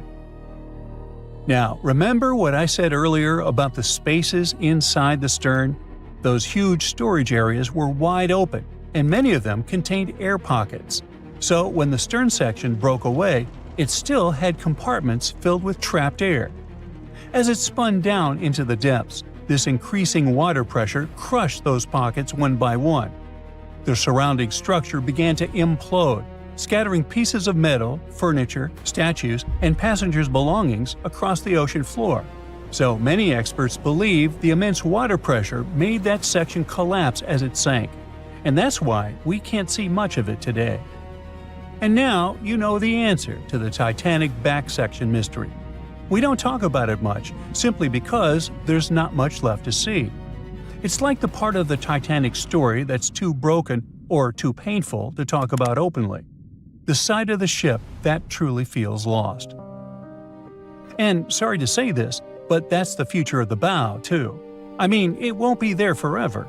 The iconic shape of the wreck is changing year after year, and not in a good way. The front part of the Titanic is deteriorating, and one day it'll be entirely gone. Down on the seabed, the Titanic faces enormous pressure, nearly 390 times greater than at the surface.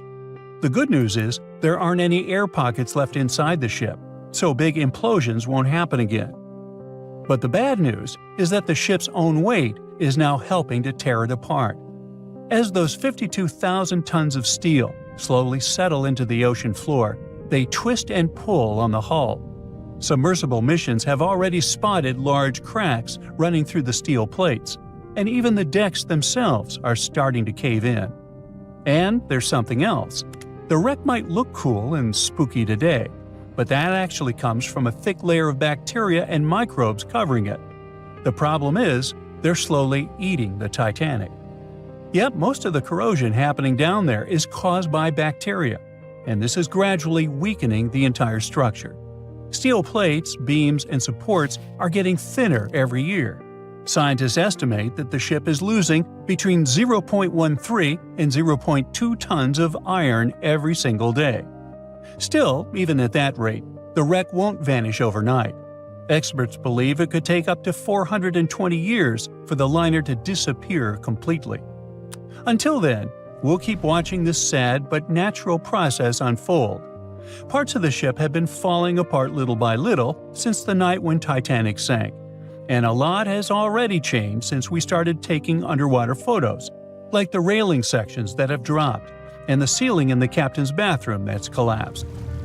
That's why so many expeditions are now focused on capturing footage and detailed scans of the Titanic shipwreck, to preserve its memory before the ocean takes it all.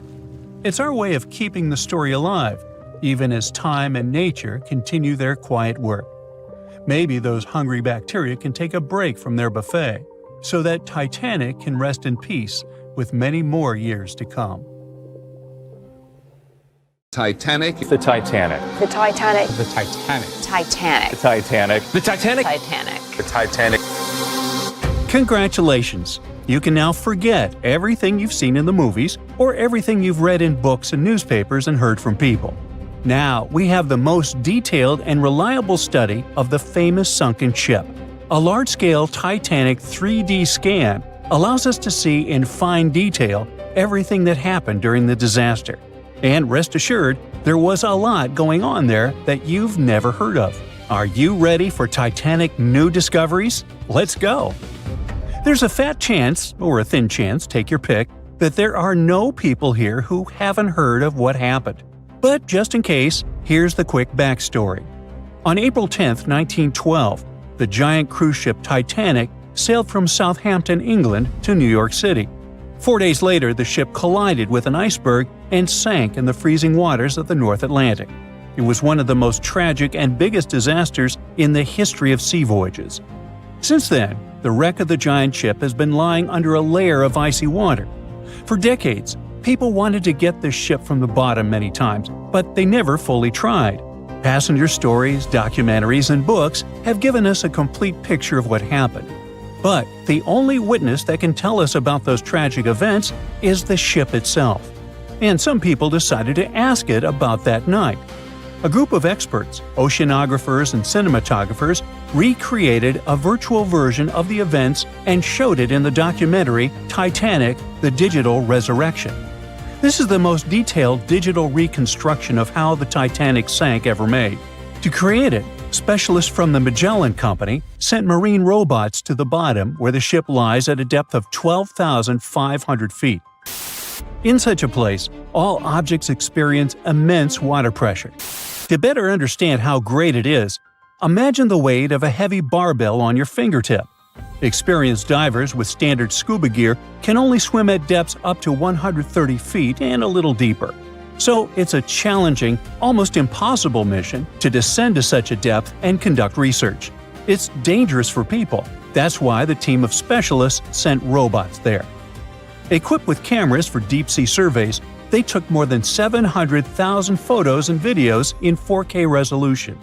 They were collecting data for 3 weeks, exploring every part of the ship. Eventually, they had about 16 terabytes of data. Now, 1 terabyte is 1,000 gigabytes. Is that a lot?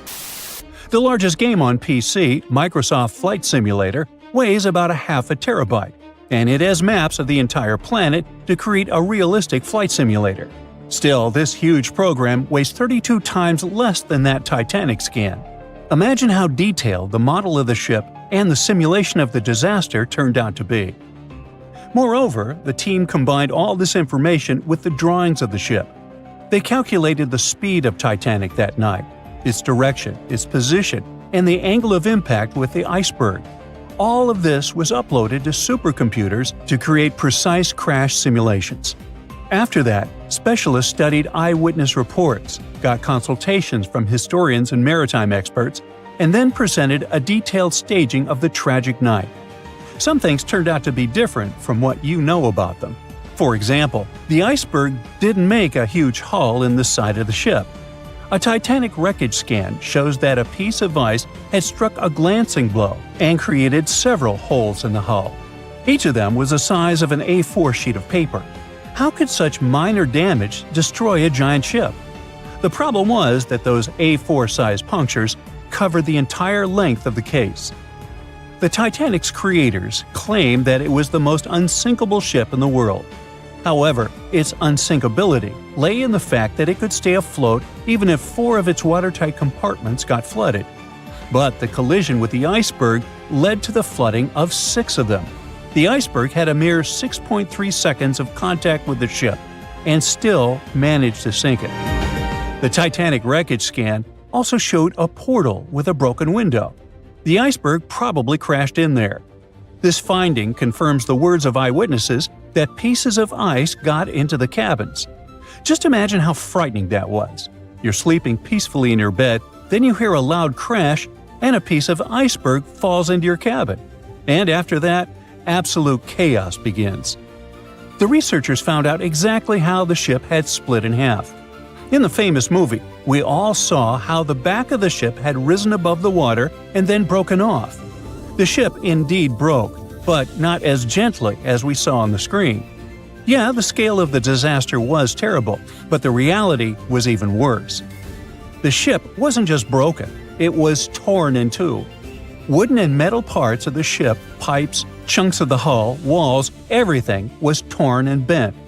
The first-class cabins were torn in two. Imagine the screeching of metal that sounded on that cold night. Researchers compared other Titanic facts versus the movie. One of them was a story about First Officer William Murdoch. In the movie, his character attacked passengers who were trying to board the boat. But in reality, everything happened differently.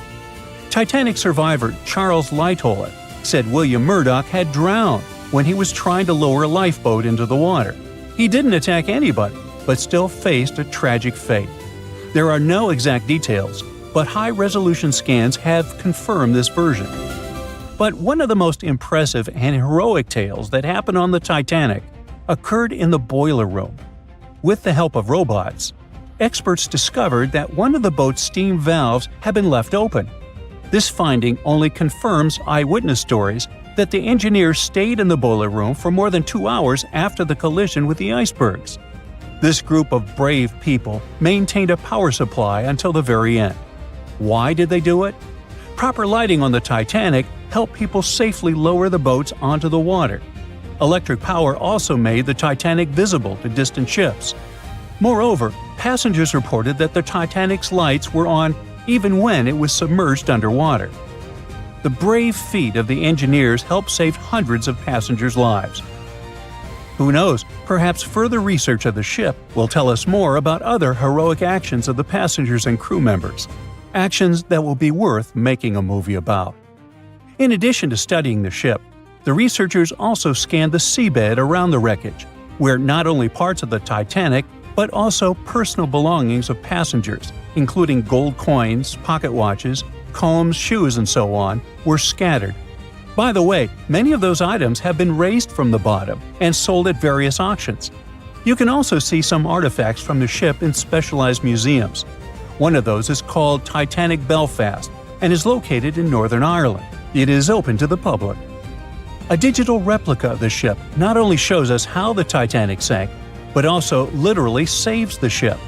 The condition of the wreckage is getting worse every day.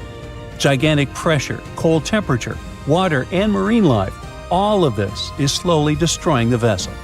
Oh yeah, some companies that organize dive trips to the ship for tourists also pose a danger to the ship. It turns out that there are a lot of people who wanted to go down inside a submersible to the legendary wreck. As a result of some of these excursions, parts of the ship were damaged. Experts predict that within the next 40 years, the unlucky liner may disappear completely. Fortunately, the Titanic 3D scan has provided such a level of detail that you can imagine walking inside it. This means that the tragedy will never be forgotten. Of course, 10 videos like this one won't be enough to cover the full scope of the work that the filmmakers have done. Fortunately, the documentary, Titanic: The Digital Resurrection, is available for viewing. You can watch the movie and also study the 3D models of the ship. Who knows? Perhaps you can make new discoveries.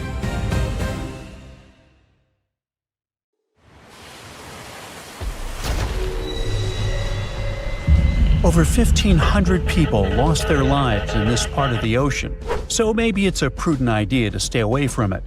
The spot where RMS Titanic sank remains dangerous. I mean, yeah, there are still huge icebergs out there, but there are even bigger threats lurking beneath the surface.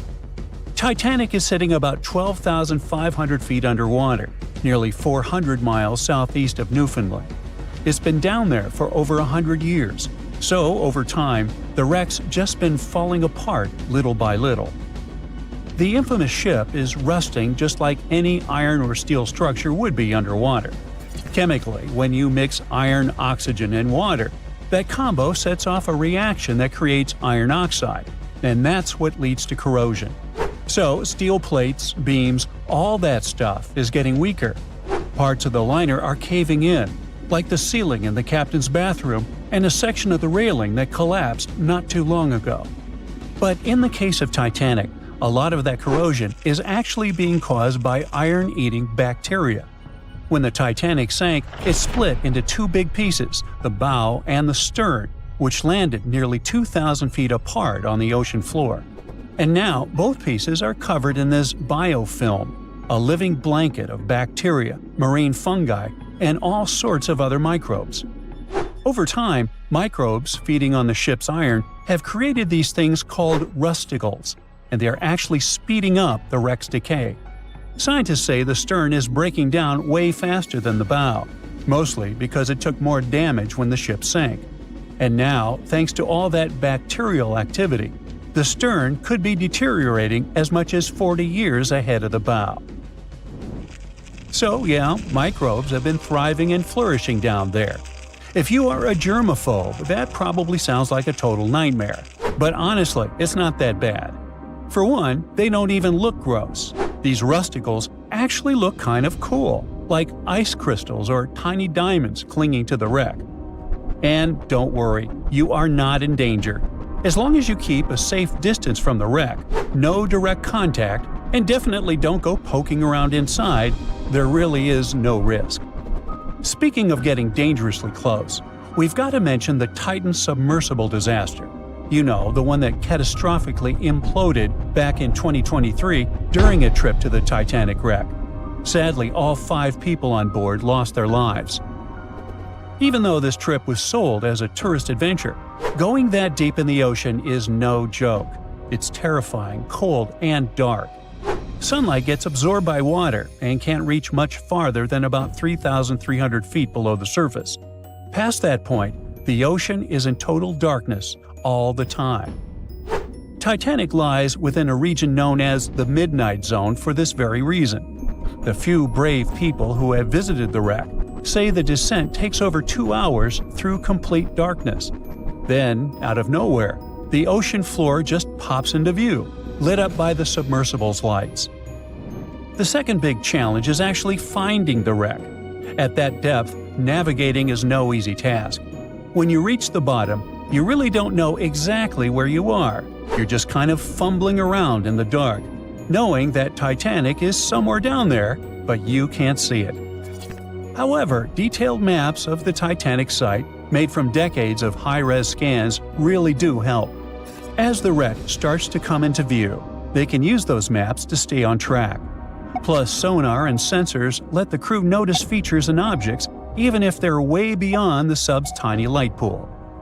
For example, the Titan submersible had a sensor called the Doppler velocity log. This one sent out sound waves to measure how fast the sub is moving and how deep it is, based on its distance from the ocean floor. Still, passengers on previous trips to Titanic in this submersible have said how tough it is to find their way once they reach the ocean floor. And we can't forget about the pressure. The deeper you go in the ocean, the more pressure the water puts on everything. And the pressure is crazy high at the Titanic's wreck site. To put it into perspective, it is about 200 times the pressure inside a car tire. That's why submersibles need super thick walls to handle it. So yeah, the water around Titanic has creepy microbes, pitch-black darkness, and insane pressure. But there is one more thing happening down there, and that's unpredictable currents. You're familiar with them. I mean, when you swim in the sea, you can usually feel the currents pulling you from side to side. But the deep ocean has its own set of underwater currents too. They're not as strong as the ones you feel on the surface, but they can still move massive amounts of water around. These currents can be caused by things like wind, differences in water temperature and salt, and even strange storms down on the ocean floor called benthic storms. They can get intense and stir up the sea bottom. Now, like I mentioned earlier, the Titanic wreck is in 2 big pieces, the front and the back, and researchers have been checking out the seabed of the surrounding area. One part of the wreck is near this cold underwater current called the Western Boundary Undercurrent. It flows south and moves mud and sand along the ocean floor, creating ripples and patterns that show how strong or weak the current is. Most of the time, the currents there aren't very strong. They even found sand ripples near where all the Titanic debris landed, like furniture, coal, and just random stuff from the ship. And those ripples are showing a current flowing from east to west.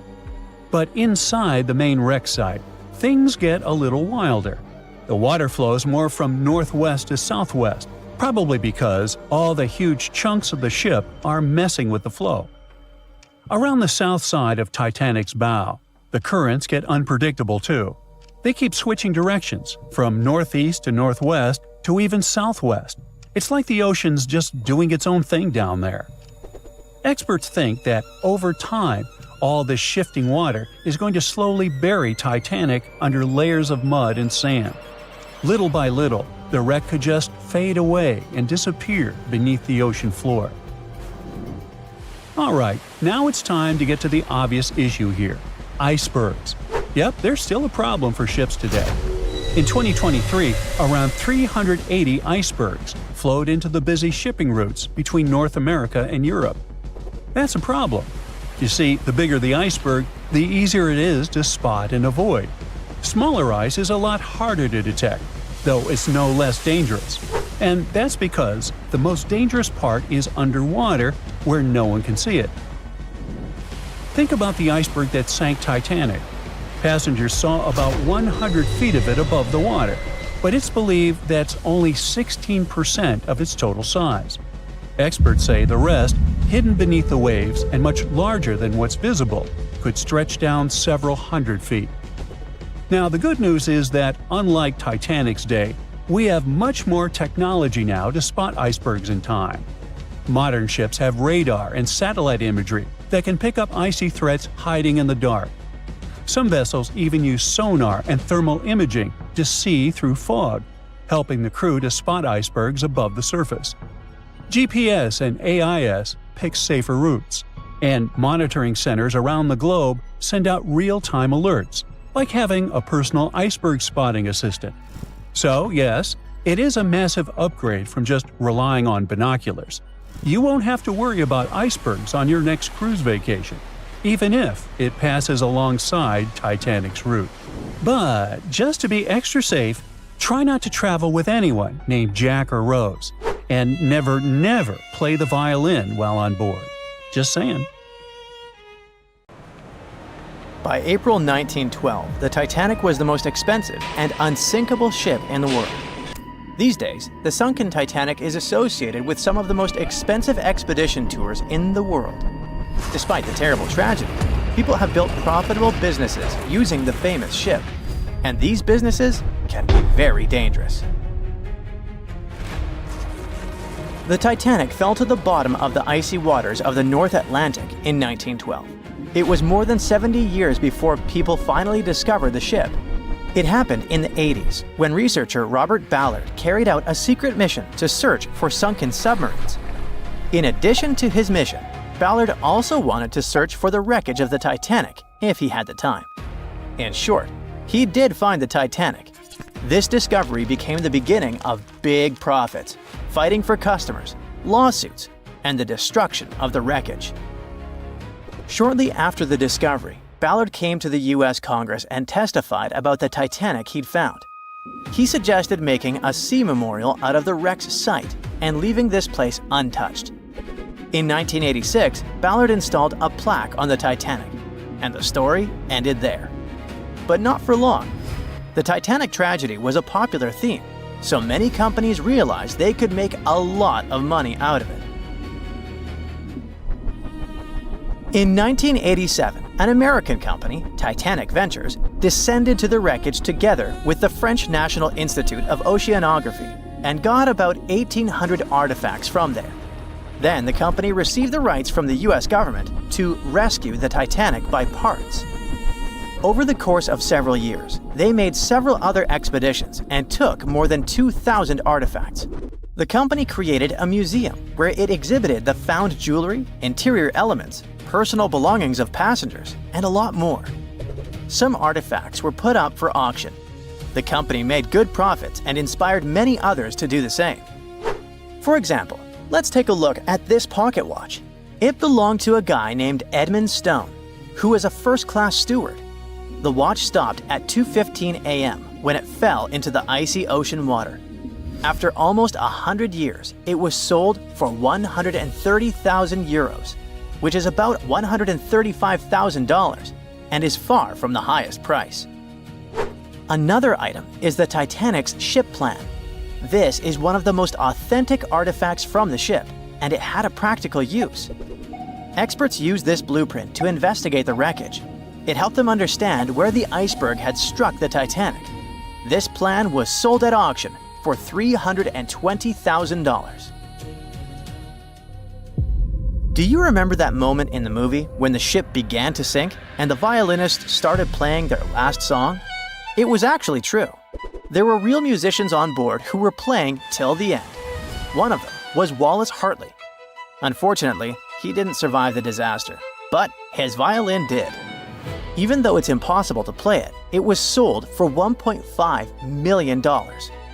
In general, as you understand, the hunt for the Titanic's artifacts turned out to be quite profitable.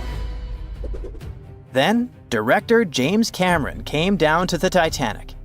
In 1997, he released his famous movie with the same name, and the popularity of the Titanic soared.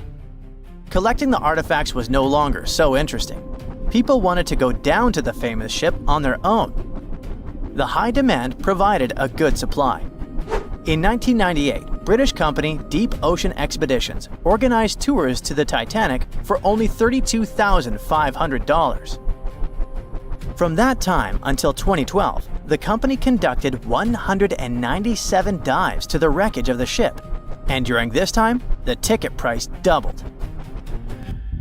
The company Titanic Ventures, which was the first to get an artifact from the sunken ship, later received the name RMS Titanic Inc., and it sued deep ocean expeditions because it believed that its exclusive rights to salvage the ship's artifacts prevented other companies from conducting underwater tours. RMS Titanic won the court case and banned Deep Ocean from conducting expeditions, but this decision was overturned in 1999. In short, litigation and fights between competitors began. People continued to go down to the seabed to see the legendary ship. There were other companies that organized their own tours. Tourists descended to the Titanic inside underwater bathyscaphs. In 2001, an American couple had a wedding inside an underwater vessel that floated next to the Titanic deck. The profit was growing, customers were coming, and everything was fine, not counting the Titanic itself. The more tourists came down to the ship, the more damaged it got. People wanted not only to see, but also to touch the wreckage. The bathyscaphs could accidentally hit the ship and break apart its parts. The churning of the water caused by boat propellers could also damage the old ship. During one expedition, a bathyscaph crashed into the Titanic, but those who did it kept silent about this incident. In addition, the seabed where the ship lies is littered with garbage. Bottles, chains, weights, nets that people left during rescue operations and tourism. More than 100 years after the tragedy, the Titanic has finally received UNESCO protection. This means that many countries have received the right to prohibit going down to the Titanic, taking artifacts from there and selling them. The saddest thing is that this hype around the Titanic led to another tragedy. In 2023, Ocean Gate Expeditions conducted a tour on a submarine with 5 people. This was the famous Titan bathyscaph you've probably heard about. So, the Titan began its dive to the Titanic, and after 1 hour and 45 minutes, communication with the bathyscaph was lost. Something broke in the boat, depressurization started, and in a split second, the huge water pressure crushed the Titan. Despite the danger of such a dive, there are many people who want to go on an expedition to the Titanic to see the ship with their own eyes. They're not even deterred by the price of such a tour, which has increased by several times. But for those who don't have several $100,000, oceanographers and divers have created a digital copy of the sunken Titanic. Using a computer, you can visit the ship, walk through its halls, cabins, and deck. The copy has preserved some parts of the ship which don't exist anymore. For example, the famous railings on the ship's bow where Leonardo DiCaprio hugged Kate Winslet have recently collapsed. And you can also visit museums dedicated to the Titanic. There, you'll see various photos, elements of the ship, personal belongings of passengers, and many other artifacts. Anyway, if you have a lot of money and you still want to go down to the Titanic, think twice. And in general, ordinary scuba diving is a rather dangerous thing. These are the problems it can cause.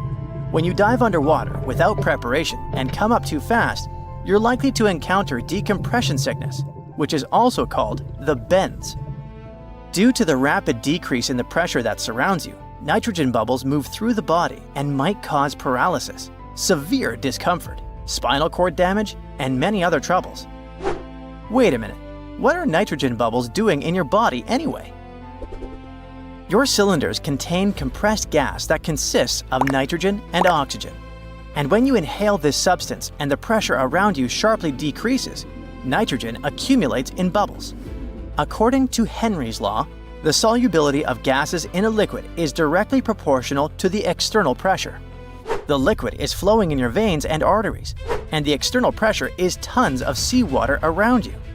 Any change in your body pressure can also cause loss of consciousness, and underwater depths are not the best place to faint.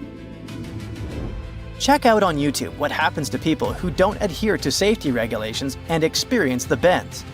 You'll see that this is a rather unpleasant feeling. What if you get a bad instructor, or you panic and start rising too fast?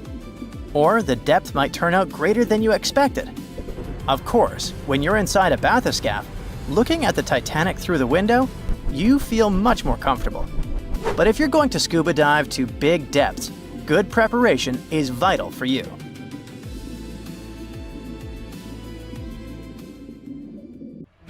How could a ship built by the brightest minds of its time and called unsinkable go down in just 2 hours and 40 minutes? Maybe we can crack the mystery by diving deep into the bolts of the Titanic. And I mean that quite literally. It all started with a fancy dinner in London back in 1907. Lord William James Parry had a big idea and needed the right people on board. He invited the director of the British shipping company, White Star Line, over to chat. White Star was already riding the waves of success with transatlantic travel, making a fortune taking emigrants to America. But the competition was fierce. Cunard, one of their biggest rivals, had just launched 2 sleek, fast ships, the Lusitania and the Mauretania. These ships were the latest and greatest in both speed and luxury. Parry wasn't about to let that slide. As chairman of an Irish shipbuilding company, he figured if he teamed up with White Star, they could dominate the scene. That same night, over dinner, they started dreaming up an entire fleet of ocean liners. The Olympic, Titanic, and a third ship that eventually became the Britannic. Soon those ideas were being turned into reality. The construction of the Titanic and its twin, the Olympic, kicked off. It was such an impressive affair that they had to build 2 new shipyards on Queen's Island, known as Titanic Quarter, in Belfast Harbour. But building something that massive? Way easier said than done. Harland and Wolff, the British company behind the construction, had their hands full. This was the biggest ship anyone had ever tried to build, and it took 15,000 men working round the clock to make the dream happen. The Titanic and its twin were planned to be 882 feet long. It was just enough to stretch another 120 feet longer than the new Cunard liners. By the time it was finished, the Titanic stretched as long as 4 city blocks and high as a 9-story building. Aside from being the largest ship of the time, it also got another nickname. When Shipbuilder magazine went to examine it, they came up with the adjective unsinkable. But something went way too wrong along the way. If we made a quick X-ray of the Titanic, this is what we would find. 2,000 steel plates, each up to 30 feet long and weighing around 3 tons. To put it all together, they built it like a giant metal skeleton, with the keel acting as the backbone and the hull plates forming the outer shell. To beat the competition, the Titanic had to be huge, but it also had to be fast. So to make that happen, they needed to innovate on the ship's propellers. It had 3 propellers, 2 outer ones with 3 blades and 1 central propeller with 4 blades. The outer propellers, which were massive at 23 feet in diameter, were powered by the ship's steam engines. These engines were like the muscle of the ship, converting steam into the power that spun the propellers. The central propeller was a bit smaller, 17 feet across, and it was powered by a low-pressure steam turbine. The combination of engines and turbine was pretty cutting edge at the time and helped the Titanic cruise at about 21 knots. That's roughly 24 miles per hour, which doesn't sound too fast, but for a ship this size, it was impressive. The propellers themselves were made from manganese bronze, a material chosen because it's strong and resists corrosion. Trust me, this is key when you're plowing through salty ocean water. This engine system could produce up to 46,000 horsepower, which would be the equivalent horsepower of 230 cars combined. To make the ship move, there were 2 large propellers on the sides connected to engines that worked like giant pumps, pushing the ship forward. Then, there was a 3rd propeller in the middle, which worked as a steam turbine, a fancy kind of engine, to give it extra push and use less fuel. This whole setup wasn't just about power, it was also about speed. Other ships had started using the steam turbine a few years earlier, but since the Titanic was bigger and heavier, its system had to be extra powerful to keep it fast, stable, and comfortable for everyone on board. So after 2 years of really hard work, the Titanic was ready for its first trial run. On May 31, 1911, a crowd of 100,000 people stopped to watch the Titanic slide into the River Lagan. Lord Parry was joined by American millionaire J.P. Morgan, who had acquired financial control of the White Star Shipping Company. The Titanic floated for the first time, But it took another year to fit it out, which is basically shipbuilding speak for turning that giant steel skeleton into a luxurious floating palace. It had it all: a heated swimming pool, Turkish baths, palm trees in the cafes, a squash court, a first-class dining salon that could fit 554 people. According to some reports, the most luxurious suite aboard the Titanic was booked by an American named Charlotte Drake Cardezza. She paid $2,500 in 1912. Even in today's money, that's a pretty penny for a trip. But if we make a conversion, it's gonna be around $75,000 in the 2020s. All for a one-way ticket across the Atlantic. Workers rushed to finish painting and polishing the Titanic by March 31st, 1912. The 62-year-old White Star captain, Edward John Smith, went on board to oversee the final tests of the world's biggest ocean liner. The captain even said this would be his last Atlantic crossing. Once he got to America, he would retire. On April 10th, the ship was ready for its maiden voyage. It sailed to Southampton to take on coal and its first passengers. Passenger Sylvia Caldwell asked a deckhand if that gigantic ship was really unsinkable, to which he answered the iconic line that not even God himself could sink that ship. 4 days into the voyage, the RMS Titanic met its fate. Even though the ship got warnings about icebergs, it was gliding super fast in the dark. When the lookouts finally saw the iceberg, it was too close for the ship to stop or turn. Imagine trying to suddenly slam the brakes on a huge car. Now imagine that car was 20,000 times heavier than a normal vehicle and moving absurdly fast. When the Titanic tried to steer away, it ended up scraping the iceberg along its side. Even though the crew tried slowing down and turning, the ship sideswiped the iceberg, ripping open 100 meters of the hull, damaging 6 out of 16 watertight compartments. This caused the ship's front to dip underwater while the back lifted up, just like when one side of a lever gets too heavy. At a steep angle, the ship began to break in half from the middle, which is how it eventually sank. But why did the hull and rivets break so easily? A 1991 expedition discovered pieces of the Titanic's hull and found that the steel used was extremely brittle, especially in freezing temperatures like those on the night of the sinking.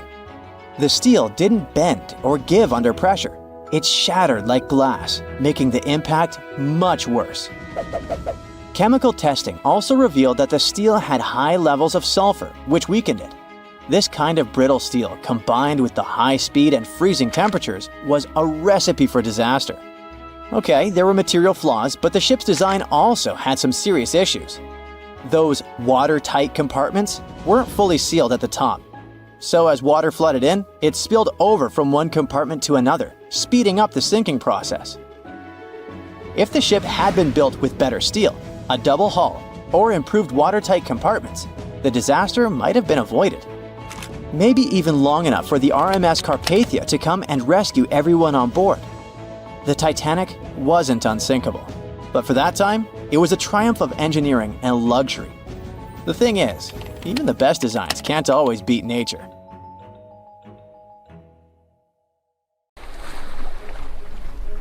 The lookout shouts, "Iceberg right ahead!" The Titanic strikes the ice. Water starts flooding in. Third-class passengers are locked up. There aren't enough lifeboats for everyone. Panic sets in. Violins are playing. The ship sinks. Well, we all know the story of the movie Titanic like the back of our hand by now. But what if I told you that Hollywood lied to us? To tell the real story of what happened that freezing night in 1912, we need to rewind a bit. The lookout shouts, "Iceberg right ahead!" Yep, that part was true. Just before 11:40 at night, Frederick Fleet noticed something darker than the sea directly ahead. As the ship got closer, he realized it was an iceberg. The engines were quickly reversed and the ship turned sharply. Instead of hitting it head-on, Titanic scraped along the side of the berg, sprinkling ice on the forward deck. If you remember, in the movie, Jack and Rose are having a romantic moment when they feel the ship shudder after hitting the iceberg. Everything shakes as if they were in the middle of a light earthquake. Some real-life passengers reported feeling something similar after the impact, but according to Titanic survivor Frank Prentice, it wasn't exactly like that. He said there was no impact as such, and it all felt more like slamming on your car brakes. The ship stopped, and that was that. Some people even slept right through the collision, confirming that there wasn't such an abrupt impact. Mr. Prentice, curious about what had happened, left his cabin and went out to the deck. When he got there, all he could see was a little ice on the surface, not the towering iceberg that Jack and Rose saw. But as we all know by now, the real damage happened below the waterline, where the iceberg had a jagged spur that slashed a 300-foot gash in Titanic's hull. Once the crew realized how severe the damage was, they immediately began sending distress calls to nearby ships, asking for help. At some point in the movie, the radio operator goes to the captain and says there is only one ship nearby, the RMS Carpathia, which later ends up rescuing many passengers. But in real life, there were more ships around. It's believed that the SS Californian was only about 23 miles away. This ship might have actually seen the Titanic sinking, or at the very least, seen its rockets exploding high in the sky. Yet, for reasons we will never fully understand, they didn't try to help. Let's get back to the story. Now, people need to get off the ship. At 12:45, lifeboat number 7 was the first to be lowered.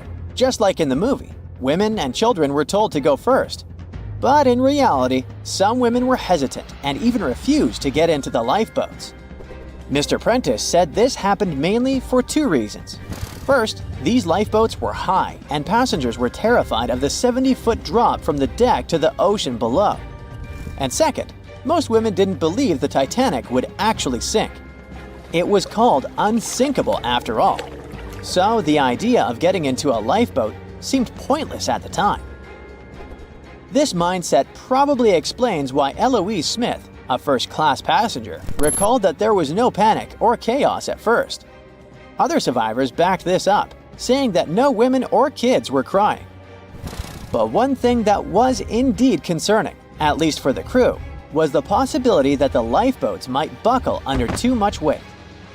This is one of the theories why the first few lifeboats left carrying only a fraction of their full capacity.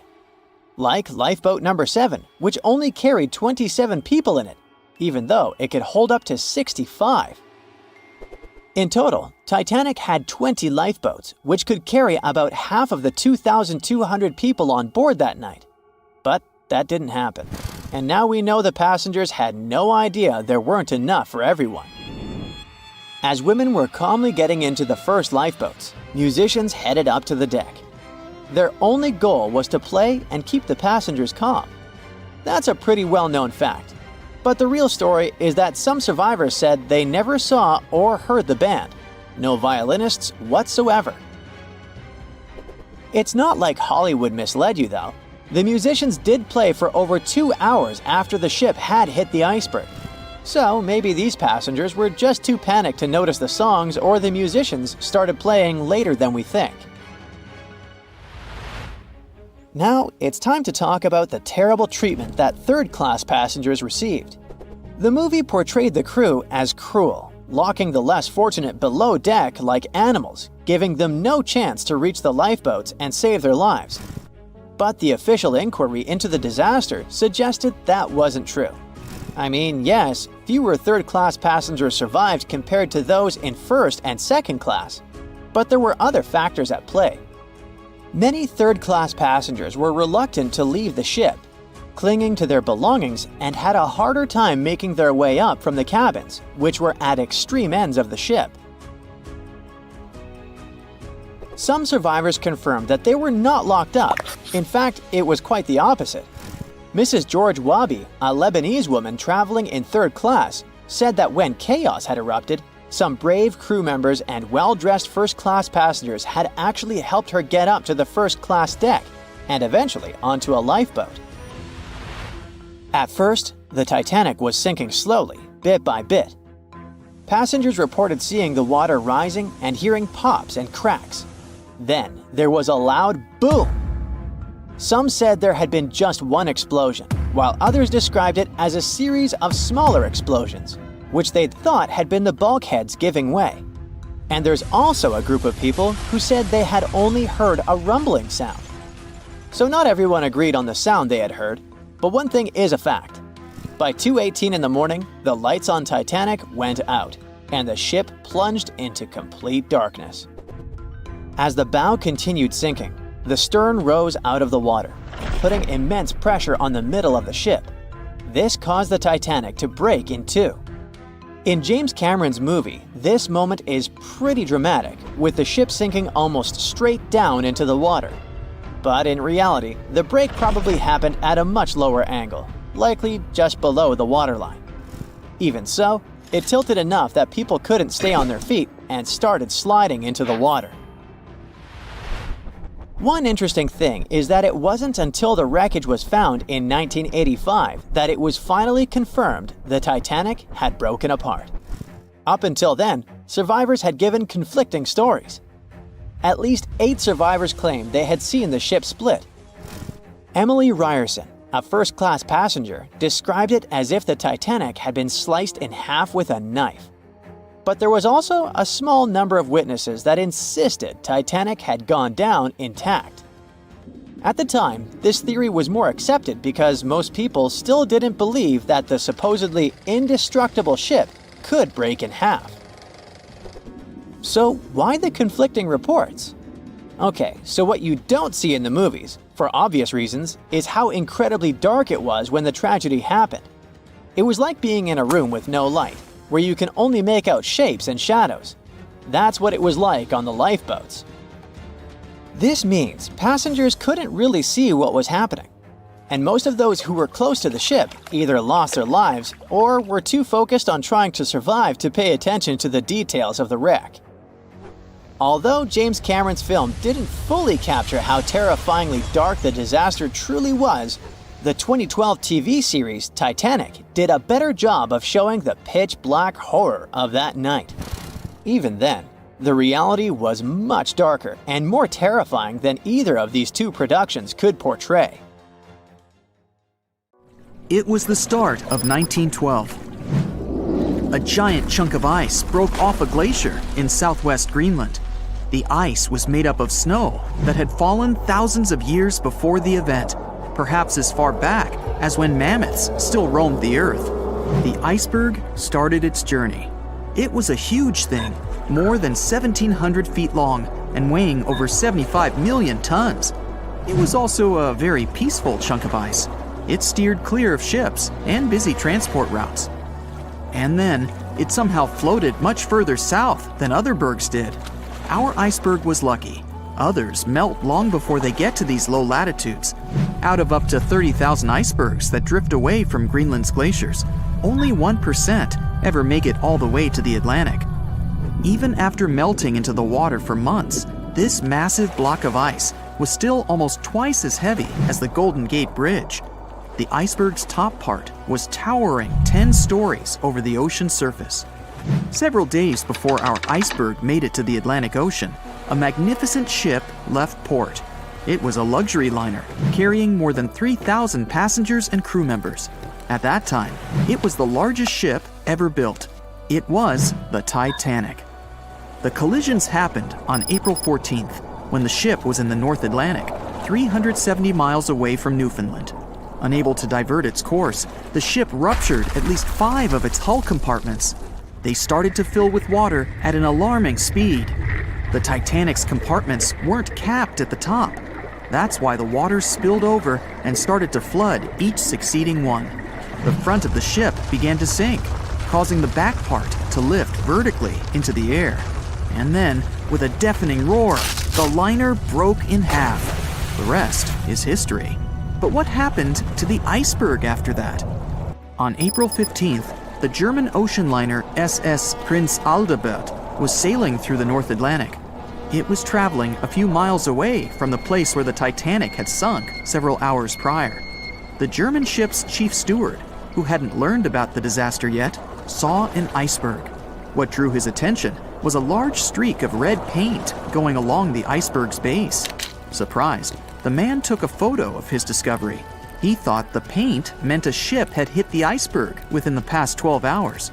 The next person who saw the iceberg and took another photo of it was the captain of a vessel laying deep-sea telecommunication cables.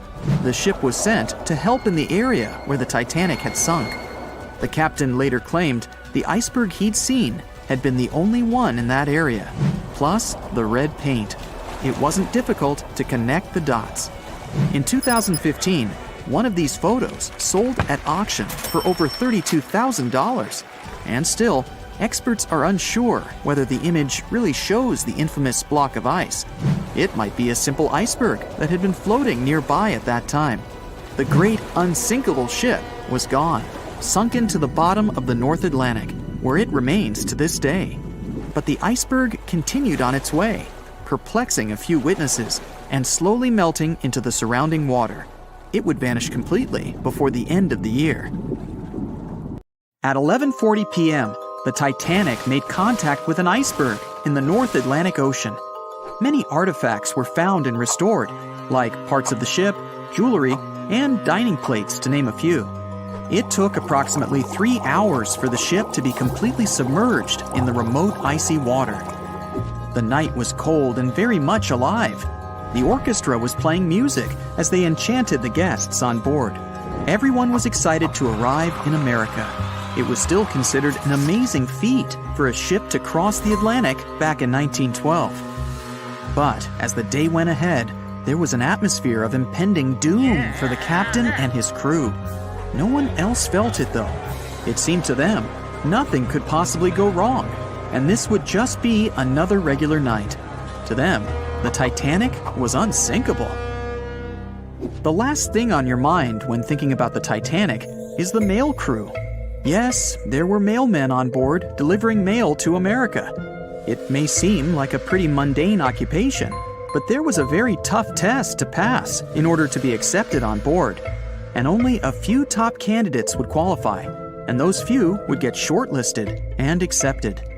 John Starr March, an American, was one of these mailmen earning between $1,000 to $1,500 a year working on the Titanic.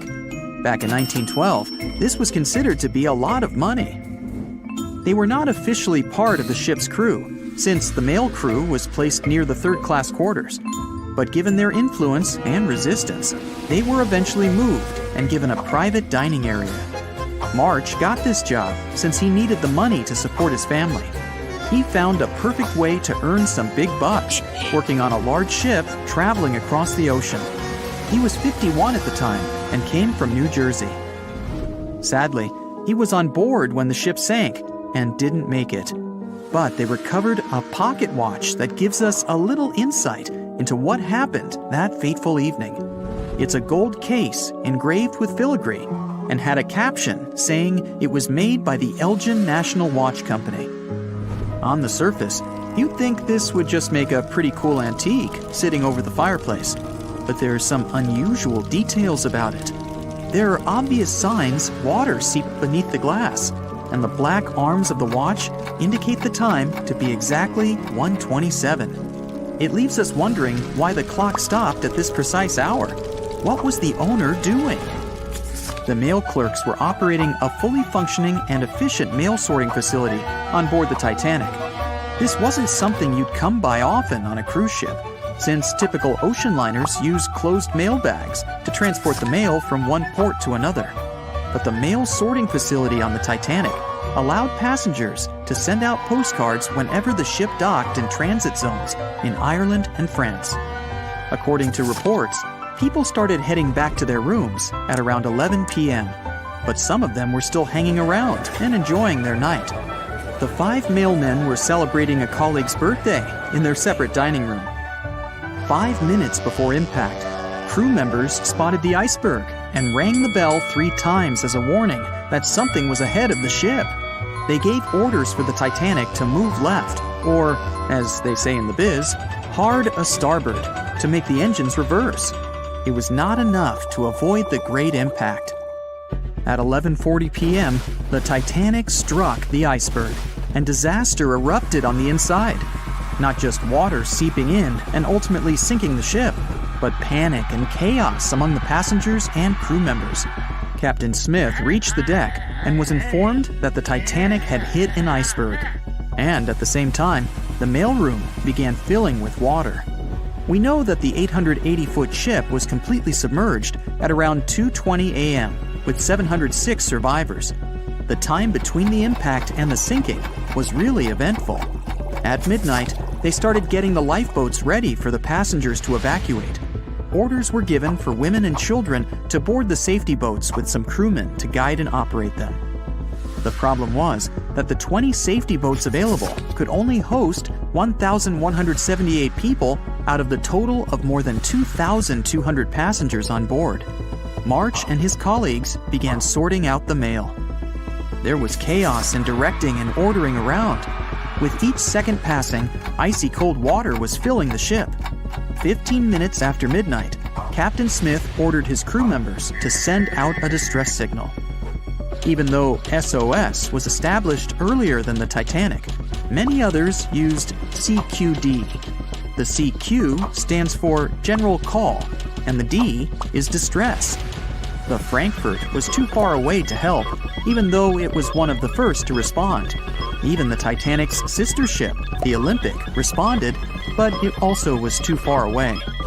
At 12:20 a.m., the Carpathia received the urgent message and redirected from its original course to help them out, even though they were 58 nautical miles away. Although this was some relieving news, the water kept seeping in at an alarming rate. It wasn't easy to keep everyone calm, knowing that the ship could be underwater in a matter of hours. At this point, many passengers were already on board the safety boats, waiting to descend into the water. The musicians on board began playing music for the ones still waiting. At first, they were playing in the first-class lounge, and then they moved to the deck. There's a debate on how long they were playing for and what song it was. None of the musicians made it out. The 5 mailmen on board were also doing their duties while the ship was sinking. According to a ship officer, the mailroom was already covered in water above the ankles, and the mailmen were busy trying to save as much mail as they could. March was one of them. There were bags of mail floating around. They started with the registered mail. Witnesses of the Titanic sinking reported the mailmen were putting bags of mail on the deck to keep them from getting wet until help arrived. They also mentioned bags of mail were floating about in the freezing water. It wasn't until 12:45 a.m. when lifeboat number 7 on the left side of the ship was lowered onto the water. Even though it had room for roughly 65 people, only 27 people were inside. Many of the safety boats carried fewer passengers than their maximum capacity allowed. The crew were worried that the boats would capsize if so many people were on them. Some reports suggest that some people even refused to board the safety ships, sticking with the claim that the Titanic was unsinkable. At the same time, they fired up one of the 8 distress rockets in the air, but it didn't get them any help. At 12:55 a.m., the second and third safety boats were descended to the waters with 2 male passengers jumping on board. 5 minutes later, another safety boat was lowered with around 39 people. At this point, water entered the base of the grand staircase. In the next 20 minutes, more safety boats were lowered, most of them underloaded. Still no help. The Carpathia was still on the way. Panic was growing, and tensions were rising. There was a lot of anger for people being left behind. At around 1:30 a.m., things were getting out of control. The organized boarding of passengers to the safety boats stopped. March's watch stopped 3 minutes earlier, which could mean he was part of the scuffle between crew members and passengers. It took 3 hours for the Carpathia to arrive. March wasn't among the survivors. His watch proved to be one of the essential findings lost in the wreckage of the Titanic. It was eventually returned to March's 2 daughters, and now it's in one of the collections of the National Postal Museum. March was a man who did what he had to do in the worst circumstances. Time was a precious commodity for the people on board the ship, and this watch proved valuable to learn more about the tragic yet inspiring stories of the Titanic. On the night of April 14th to 15th, 1912, the most modern and unsinkable ship collided with an iceberg and sunk. And it was incredibly scary. Just imagine a huge cruise ship, several times the size of the Statue of Liberty, crashing into a massive chunk of ice and sinking. It's dark and cold. All you can hear is the rumbling and grinding of breaking metal and wood. All that surrounds you is the icy waters of the endless Atlantic Ocean. There's almost no connection with the outside world. There are no phones or internet. Nobody else on the whole planet knows that the ship is sinking. It's a real nightmare. But the most shocking thing is that the people who were on the Titanic that day didn't panic. They were calm, maybe a little worried, but there was no fear on their faces. To understand why they weren't afraid during one of the biggest disasters of the 20th century, you need to see what was going on through their eyes. So, you're a passenger on the infamous ocean liner. Your cabin is located on one of the top decks of the ship. You've just had a great time with your friends at dinner. Now musicians are playing a beautiful melody. Waiters are serving dessert. You go out onto the deck and enjoy the tranquility of the mighty ocean. At this moment, you feel an incredible sense of security and comfort. You're proud that you're one of the first people in the world to travel on the most high-tech ship on the planet. You go to bed in your cabin and wake up because a crew member gently knocks on your door and asks you to go to the deck. There's some kind of issue, but there's no reason to panic. No problem. You'll be happy to go out and take a look at the night sky. The moment when the ship collided with the iceberg felt like nothing more than a slight push, and some passengers didn't even hear it. They realized that something was wrong only when stewards knocked on their doors and asked them to go outside. You're on the deck. There are already a lot of people here. Everyone is more or less calm. Passengers are talking about what might have happened. Listening to the conversations around you, you figure out that the ship is supposedly sinking. The idea seems like nonsense to you, but even if it is true, all passengers will be evacuated in lifeboats anyway. At that time, people didn't know there were half as many rescue boats as needed. Passengers were sure that everyone would be saved. Evacuation begins. Women and children go first. No one panics or tries to get into a boat before it's their turn. All men behave gentlemanly and help crew members to evacuate women. One passenger wants to get into the boat with his wife, but it's not because he's afraid to stay on the Titanic. He's just worried. It seems to him that it's less safe in the boat than on the giant liner. He doesn't want to leave his wife alone, but the crew members explain the situation to him, and the man retreats without any resistance. They begin to launch flares into the air. No one pays any attention to this. Everyone thinks this is a standard procedure for a ship breakdown. If there had been many experienced travelers on board, they would have understood the flares were fired because the ship was in distress. Perhaps then, people would have started panicking, but most of the passengers simply didn't notice it. The boats are lowered one by one. People are watching the evacuation, patiently waiting for their turn. There's no pushing or crowding. Nobody is screaming. The actions of the crew help the passengers to remain calm. They deliberately downplay the severity of the situation to prevent panic. Someone says the boats are launched simply as a precaution. Also, the crew members claim that a rescue ship is heading for the Titanic and is just a few miles away. Some passengers say they see the lights of another ship. The people who are already sitting in the boats want to stay closer to the Titanic, since this way they'll feel safer. Many passengers simply don't want to believe that something serious is happening. Even when they're told the ship is sinking, they refuse to admit it. How is it possible that the unsinkable ship can sink? But this is how the human mind works. In extreme situations, it refuses to believe that something bad is going to happen now. You don't even want to think about it. One of the passengers says that it seems to her that the danger is exaggerated. She claims that all people will return to the Titanic at any moment. Some passengers are afraid, and still, they don't want to leave the ship. Warm cabins and the safest ship in the world are here. The alternative is the ice-cold ocean and small, unstable rescue boats. Someone refuses to leave the ship because they can't find their baggage. Some passengers carry all their belongings with them. They don't want to leave them on the sinking ship. There are many immigrants on board, and some of them don't even understand English. The crew members can't explain to them what's happening. These passengers misunderstand stewards' instructions during the evacuation. They can't figure out the inscriptions on the evacuation signs. Many passengers are sure there's been some kind of breakdown in the engine compartment. The problem will be solved soon, and the Titanic will continue its journey. People only start to realize the ship is going down when it begins tilting forward, and its rear part starts rising above the water.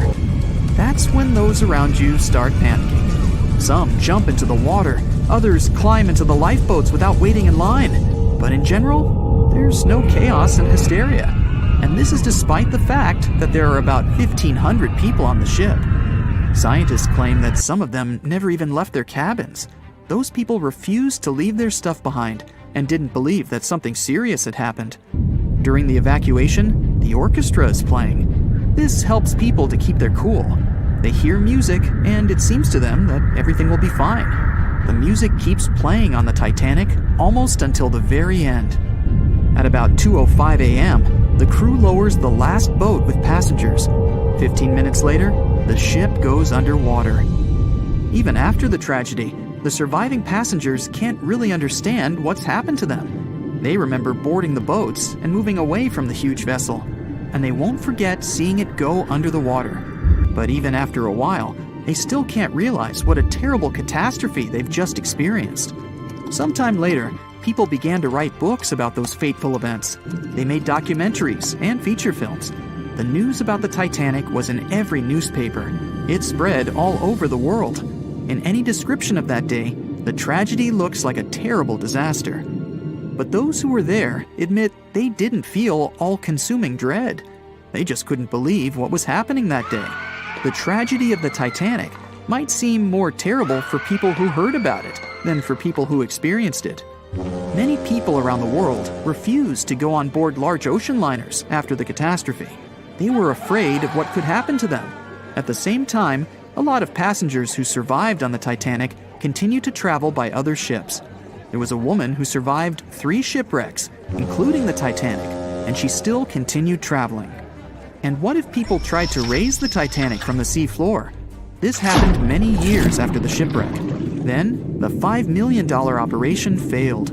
Nylon slings were attached to a large part of the sunken ship. The other ends of the slings were connected to diesel engines. For the entire operation, a mini-submarine was used.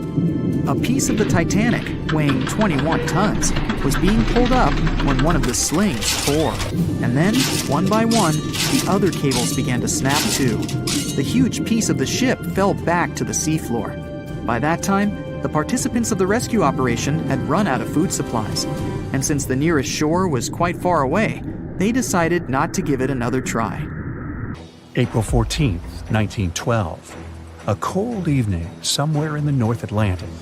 On board the most modern and unsinkable ship, the Titanic, a dinner is held. 2 well-dressed men are sitting at one of the tables. One of them is a famous British journalist.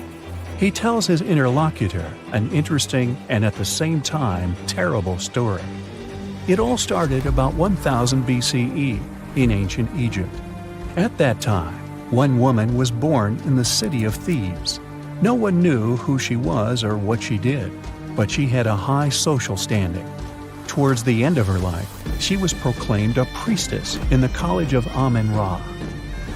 Her body was embalmed, placed in a wooden casket, and covered with a massive lid bearing the image of a woman and mysterious inscriptions. She was buried in Thebes along with other people of the upper class. The mummy of this woman lay at rest for almost 3,000 years. The burial place had been carefully hidden. Around the first half of the 19th century, a group of locals accidentally discovered the ancient tomb.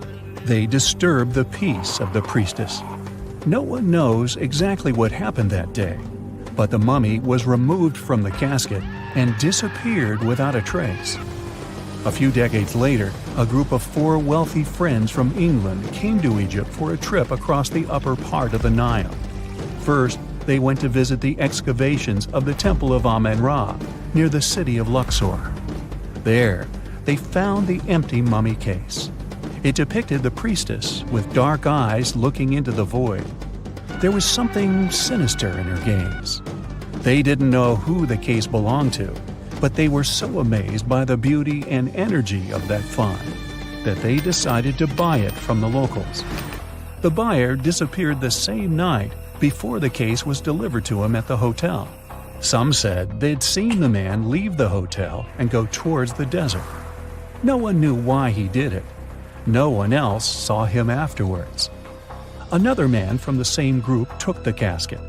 During their return home, one of the friends was seriously injured. After arriving in London, the new case owner discovered the bank where all his money was placed had gone bankrupt.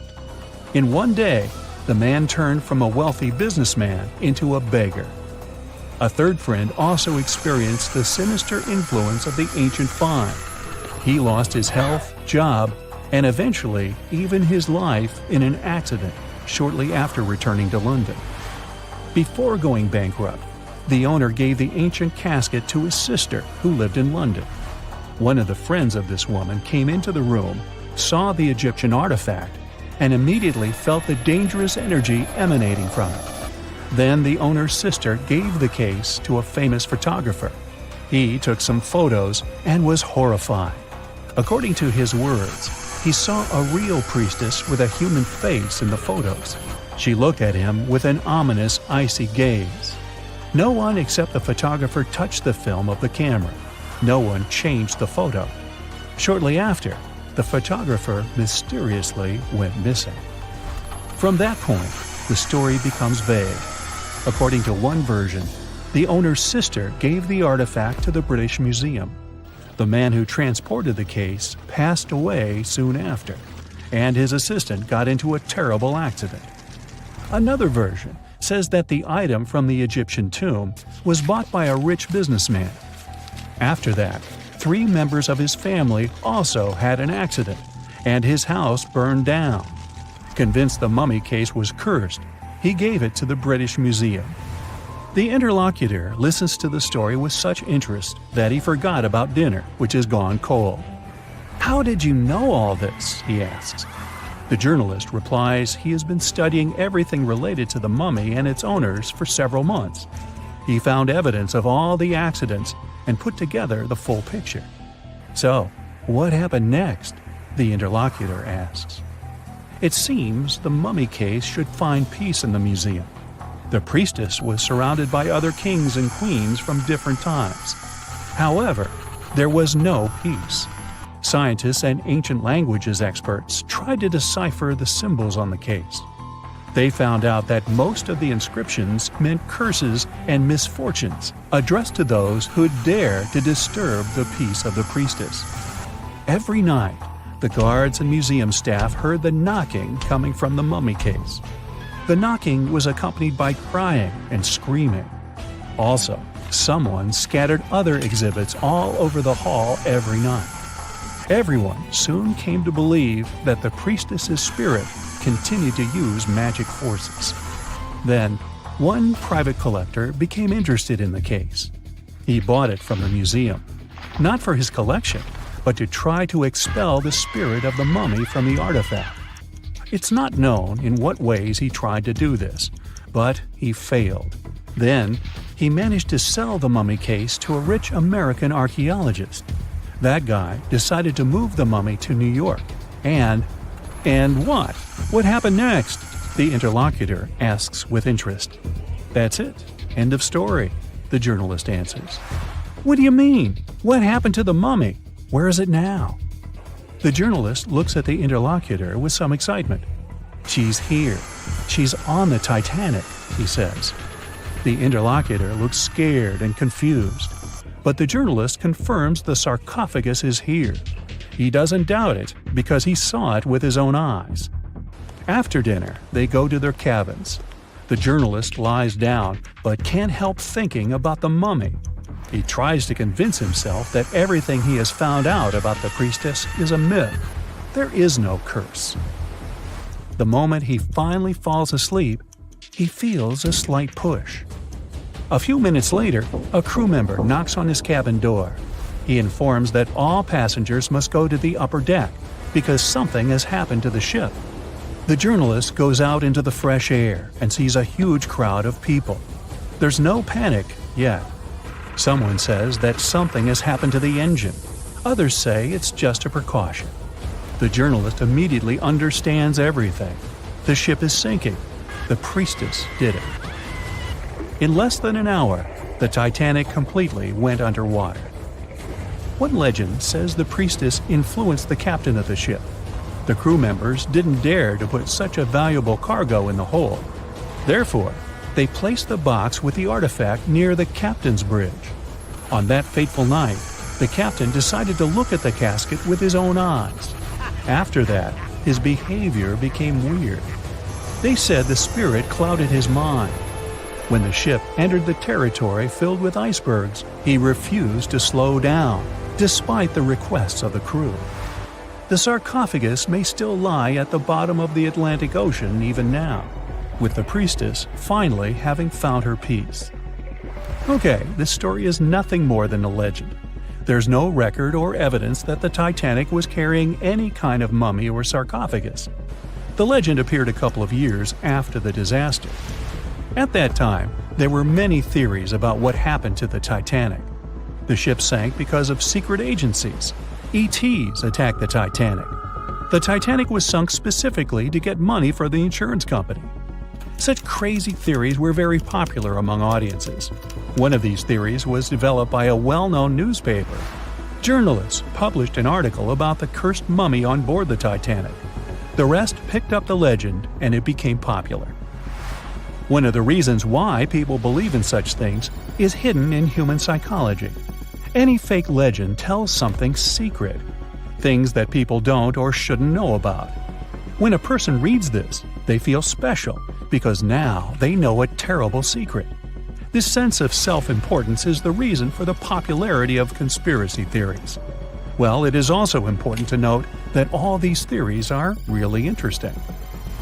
By the way, the mummy from this story actually exists, and it's in the British Museum. More precisely, there's only a wooden lid from the sarcophagus with the image of a woman. It's still unknown who it belonged to. The identity of the last owner is also unknown. It's only known the exhibit was transferred to the museum at the end of the 19th century. There, she was called the Unlucky Mummy. The museum staff reports that it doesn't bring any misfortunes. The screams and knocking from the lid are just a myth. You can come and see the exhibit yourself with your own eyes, if you dare, of course. The night was dark and scary. A few hundred people were sitting in lifeboats, not knowing what would happen next, or what their lives would look like from that moment on. All they knew was the giant ship they had been sailing on just a couple of hours earlier disappeared in front of their eyes. They were alone, waiting for help. Is anyone even coming?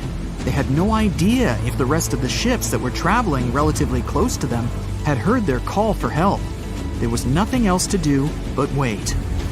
The Titanic, an iceberg, and one night, April 14th, 1912. It's one of the most famous stories from modern history that everyone talks about, even now, more than 100 years later. The 16 lifeboats on board could only accommodate a little more than 50%, 1,178 people, of the total number of passengers that were on board. And many of them were still half empty. In one of them, there was a little 2-month-old girl, Milvina Dean, the youngest passenger on board the giant ship.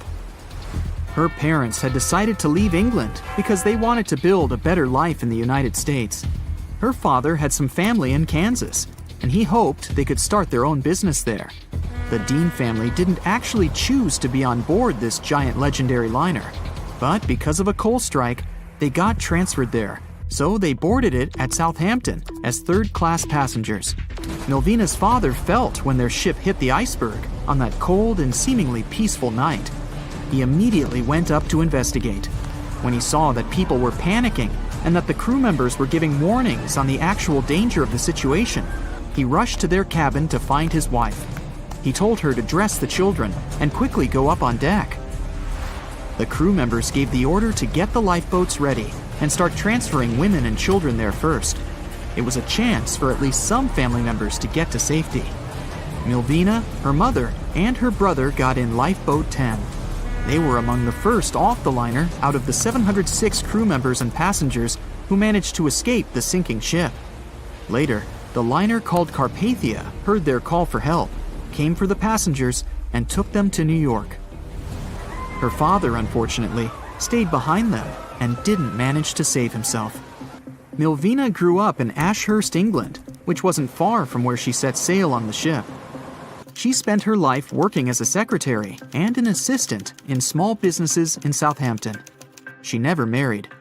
Milvina always used to say she never spoke about the whole Titanic thing because she remembered nothing about it, so she didn't want people to think she was just drawing attention to herself.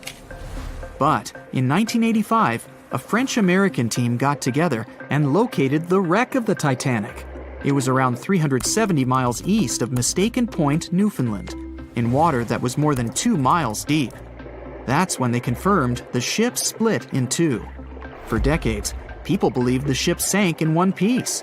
They thought the only significant damage was the damage the hull got from its contact with the iceberg. In reality, it broke in half, right between its third and fourth funnels. It happened shortly before the ship disappeared under the surface of the water, and the whole thing, starting from the moment when they hit the iceberg, lasted around 2 hours and 40 minutes. People didn't pay that much attention to the Titanic until this team of researchers found the wreck. In the last year of her life, she sold some of her family's possessions at auction to pay for her stay in a nursing home. The items she sold also included a suitcase filled with clothes that her family got when they arrived in the US, and compensation letters her mom got from the Titanic Relief Fund. The compensation letters outlined the financial aid that certain passengers received who had survived the loss of their loved ones. She lived until the age of 97 when she caught pneumonia. She was the youngest of the 705 people that survived the whole event. The Titanic was the world's largest ship. Since it was so big, some thought the vessel should have had 4 exhaust stacks. But Thomas Andrews, the man who designed the ship, believed that only 3 were necessary. So, the Titanic basically had one purely decorative stack. 2,200 people were on board when the ship sank. There were 908 crew members, and the maximum number of passengers on board, which was 3,500. As you probably saw in the movie, there were different classes of passengers. The estimated overall wealth of those in first class was about $500 million. And researchers estimated $6 million worth of things went down to the ocean bottom, together with the ship. In first class, this liner was a place of luxury. It had 4 restaurants, 2 libraries, 2 barber shops, reading rooms, and a photographic darkroom on board. There was also a heated swimming pool, but only first-class passengers could use it, at a price of 1 shilling a time. The ship also had Turkish baths and electric baths, and passengers could use each for 4 shillings at a time. The cost to build this massive giant was $7.5 million, but that was back in 1912. Today, it would be about $200 million. First-class tickets cost $2,560 at the time, which is today's equivalent of $61,000. What would you get in these expensive cabins? A sitting room, 2 bedrooms, 2 wardrobe rooms, and a bathroom. Would you pay that much for those luxuries? Teams of researchers still haven't explored many areas on the Titanic. It's still very, very hard to access them with underwater vehicles. There was a lifeboat drill scheduled for the same day the Titanic sank, but it was called off for some reason. The crew had done just 1 lifeboat drill, and that was when the ship was still docked. But even if the crew members had been properly trained and each lifeboat had been filled, the capacity was still not enough to save each and every passenger. The Titanic was the biggest movable object in the world at that time. On May 31st, 1911, its immense hull made its way down the slipways and ended up in the River Lagan in Belfast. Over 100,000 people were there to see the launch, which took just a little more than a minute and went off without a hitch. The people who were in charge of the ship immediately towed the hull to a mammoth fitting-out dock. Thousands of workers spent most of the next year there working hard, building the decks and constructing all those luxury interiors that gave the Titanic its specific look. They were also installing the 29 giant boilers that would power the ship's 2 main steam engines. All that to get the title unsinkable. The ship had more than just one fatal flaw. You may have heard of one of its design flaws. The airtight bulkheads weren't completely sealed on top. This allowed water to flow from one compartment to another, which eventually sank the liner. And Titanic had more flaws. High sulfur content, cold temperatures, and high speeds largely affected the steel of the vessel's hull and the iron of its rivets. The steel here shattered, while the rivets popped out relatively easily. This was the reason the Titanic sunk 24 times faster than we'd expect. There are many theories about what really led to the sinking of such a giant. And one says a full moon from a couple of months before could be one of the reasons. It may have created very strong tides that sent a flotilla of icebergs southward. This was right in time for the Titanic's maiden voyage. Research says an optical illusion prevented the ship from getting help. One famous British historian, Tim Moulton, thought the atmosphere on the night of the sinking created specific conditions that made it very hard for the crew members to spot icebergs. They partially caused something called superrefraction. The extraordinary bending of light causes miraging, and several ships in the area recorded it. Not only did this prevent the crew from seeing the troublesome iceberg in time, but it also stopped one of the ships that could have offered help from identifying the call for help and communicating with the Titanic crew. Also, some say the ship was traveling too fast. From the start, they blamed the skipper for sailing such a big liner at such a high speed, 22 knots, through the cold and unpredictable waters of the North Atlantic, which was full of hidden icebergs. On April 10, 1912, the RMS Titanic set sail from England. But this wasn't the launch of a regular ship. The Titanic was the largest liner ever built at the time. It was 882 feet long. That's nearly the size of 3 soccer fields. And measured from the hull to the top of the smokestacks, the ship was an impressive 175 feet tall. That's the size of a 17-story building. Deemed unsinkable, it took 3,000 workers almost 3 years to build. But a mere 4 days into its very first voyage, at 11:40 p.m., the ship collided with an iceberg and was lost beneath the waves of the Atlantic Ocean. It took the liner only 2 hours and 40 minutes to sink. And of more than 2,200 passengers and crew members on board, only 706 survived. The wreck would remain lost for another 73 years, hiding its many secrets within the frigid Atlantic waters. And if it wasn't for a man whose whole life had been devoted to exploring the sea, the giant ship might have remained lost for a lot longer. That man was Robert Ballard. As a child, Ballard was obsessed with the ocean. This fascination started when he was just 12 years old. That's when he watched a film adaptation of Jules Verne's science fiction novel, 20,000 Leagues Under the Sea. It had everything to spark a young person's imagination, from adventure and strange creatures to a powerful underwater vehicle called the Nautilus. It could travel anywhere in the world you wanted to go.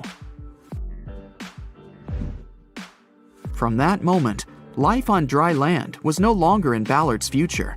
When he was 23, he was assigned to the Deep Submergence Group. There, he helped develop techniques to search the ocean floor. His biggest accomplishment was the creation of Alvin. It was a small, easy-to-maneuver submarine that could carry 3 people.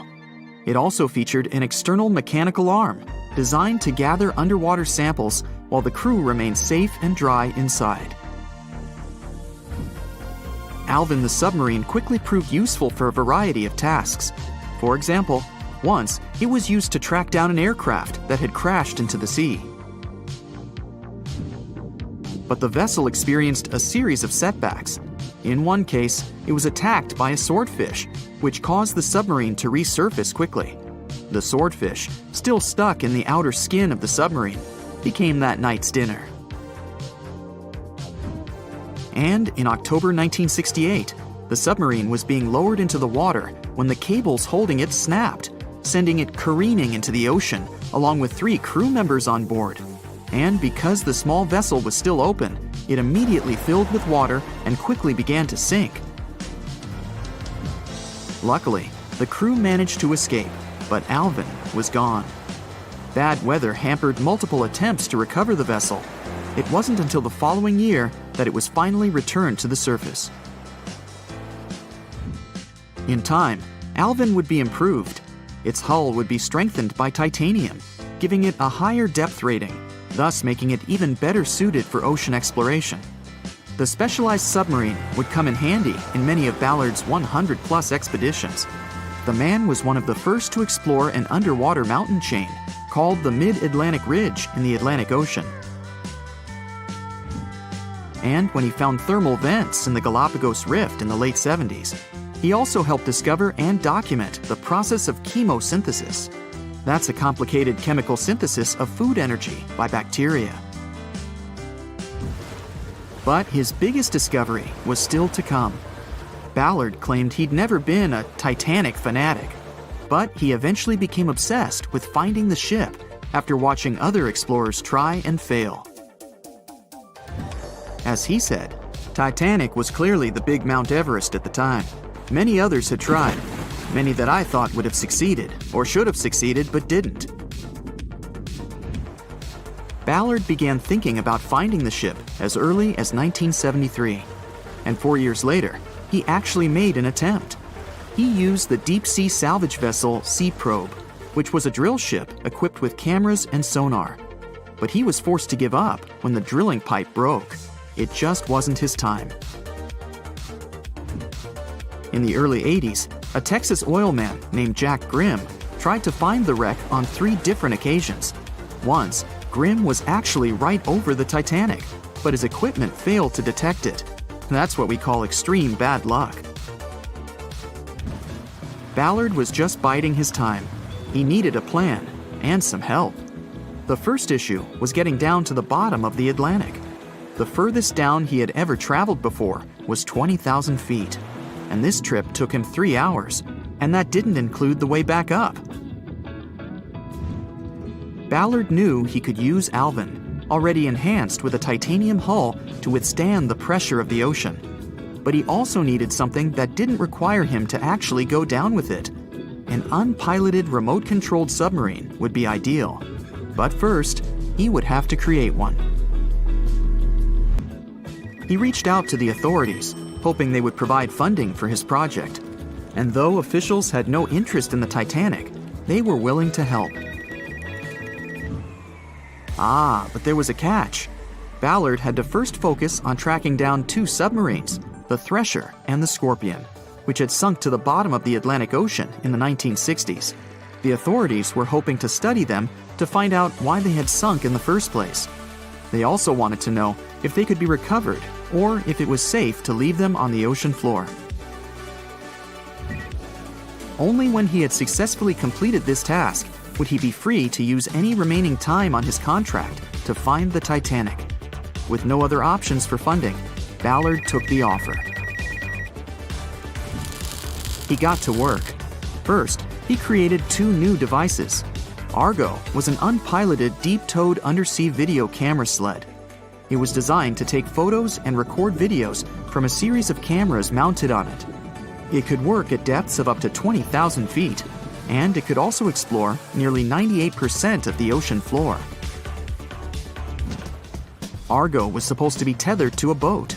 As the boat moved, Argo would be pulled behind, floating just above the ocean floor. The camera would then transmit images to the surface. The second device was a small robotic vehicle called Jason Jr. It was also controlled remotely, which allowed the crew inside a submarine, like Alvin, to get closer to and photograph underwater objects.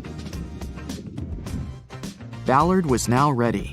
He knew he had to find those submarines quickly, and it didn't take him long. Much to his relief, the search was relatively simple, and he was able to fulfill his obligations with 12 days to spare.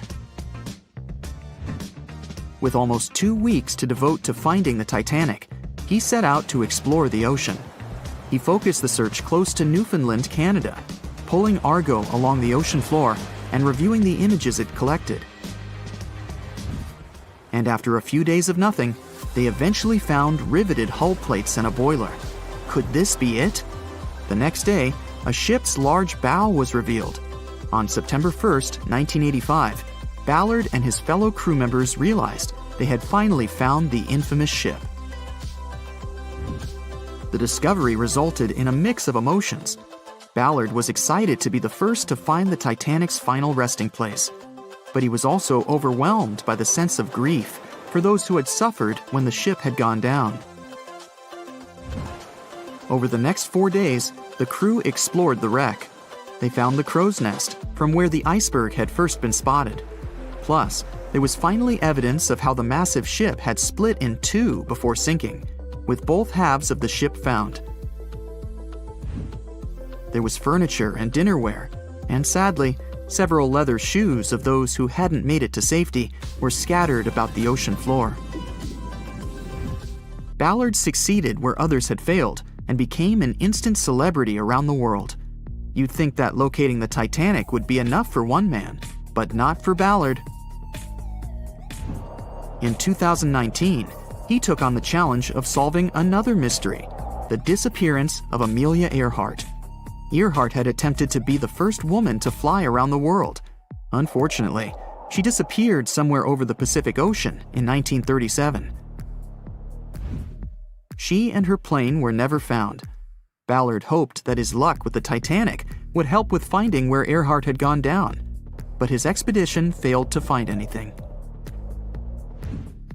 And though Robert Ballard has found more shipwrecks than anybody else, it's only the tip of the iceberg. It's estimated that there are over 3 million shipwrecks in the ocean, and Ballard has only located 100 of them.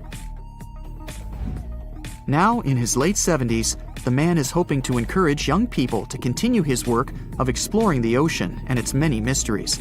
In 1989, he started the Jason Learning Project to inspire grade school students to pursue science, technology, engineering, and math. He has his own research vessel called the EV Nautilus, after the name of the submarine in Jules Verne's novel, a fitting tribute to the story that inspired his career. We know Titanic from so many stories, even a movie, but now we have its first full-sized digital scan. And nope, it's not like those models from before, where we mostly imagined what the ship was supposed to be like. This time we got a real digital scan. A team of experts really mapped the deep-sea floor around the Titanic together with the ship itself. We basically got a 3D view of the entire wreck, which is like going deep down beneath the ocean's surface and seeing Titanic as if all the water has been drained away. So, the story of the wreck started in 1985, 73 years after the Titanic went down. The explorer named Robert Ballard stumbled upon it somewhere between two submarines that also went down in that area. He was actually on a different task back then, so he didn't even have time to explore the ship properly. But as he was searching for the submarines, he realized how ocean currents affect sinking debris. He noticed the heaviest object sank quickly and left a trail of debris behind, the trail that followed the currents. Using this knowledge, Ballard made a hypothesis the Titanic had broken in two and left a debris trail as it sank. Before he found the wreck, everyone thought the ship just went down in one piece after hitting an iceberg. So everyone knew where the ship was so the adventure could start, or not. It was hard to explore it. The ship is enormous, and the dark depths of the ocean make it really difficult to capture its whole body in one go. So we mostly relied on glimpses of the decaying ship, and had to settle with teasing scattered parts of the whole picture and filling it up with speculations and stories. But in the summer of 2022, we finally got something different. A team of experts from Magellan Loaded, a company specializing in mapping the deep sea, teamed up with Atlantic Productions, who were making a documentary about the project. They embarked on a mission to capture the complete view of the Titanic. They used submersibles. Those are vehicles that go underwater, remotely controlled by a team of skilled explorers. These submersibles dove deep into the ocean. It wasn't an easy job. They spent over 200 hours collecting information about the entire length and breadth of the wreck. It was like a real-life treasure hunt. But instead of finding gold and jewels, they took something even more precious. Over 700,000 images of the Titanic from every angle possible. Yup, they took photos of every tiny part of the ship, even the not-so-interesting bits most of us would usually skip. Even mapping the muddy parts was an important part, because it helped fill in the gaps between the more exciting things they discovered. And this was a way for all of us to finally get a detailed 3D reconstruction. Even though it's been more than 100 years, you can still recognize the bow of the Titanic, covered in rust that hangs down like stalactites. On top of the bow is the boat deck, where a big hole gives us a glimpse into the empty space where the grand staircase once stood, like a window into the ship's glamorous past. Its stern is now a wild mess of twisted metal. As the Titanic went down, this part collapsed and spiraled into the seabed. The bow and the stern ended up separated by about 2,600 feet. There's a vast field of debris surrounding this giant, stuck on the seafloor.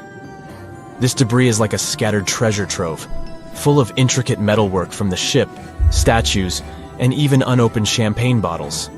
There are also personal belongings that went down together with the ship, like dozens of shoes resting across the seafloor. It was a tough task to do, go down and take all those pictures. It may not sound that hard at first, considering it was the vehicle that really immersed itself into such deep parts of the ocean, not the people. But studying the ocean is hard. We haven't explored, mapped, or even seen over 80% of it. The conditions are harsh, and the pressure becomes more intense the deeper you go. And their vehicle had to dive down to nearly 13,120 feet below the surface. That's like 12 Eiffel Towers stacked on top of each other. Plus, you have strong currents in that area, so it was probably like trying to navigate through a watery maze. And submersibles weren't supposed to touch anything. Even the slightest wrong step can damage the wreck that was already so fragile. It seems like the Titanic is frozen in time, so it will always be there waiting for us. But in reality, it's slowly disappearing. It's pretty obvious that the ocean water ruined it considering how long it has been down there.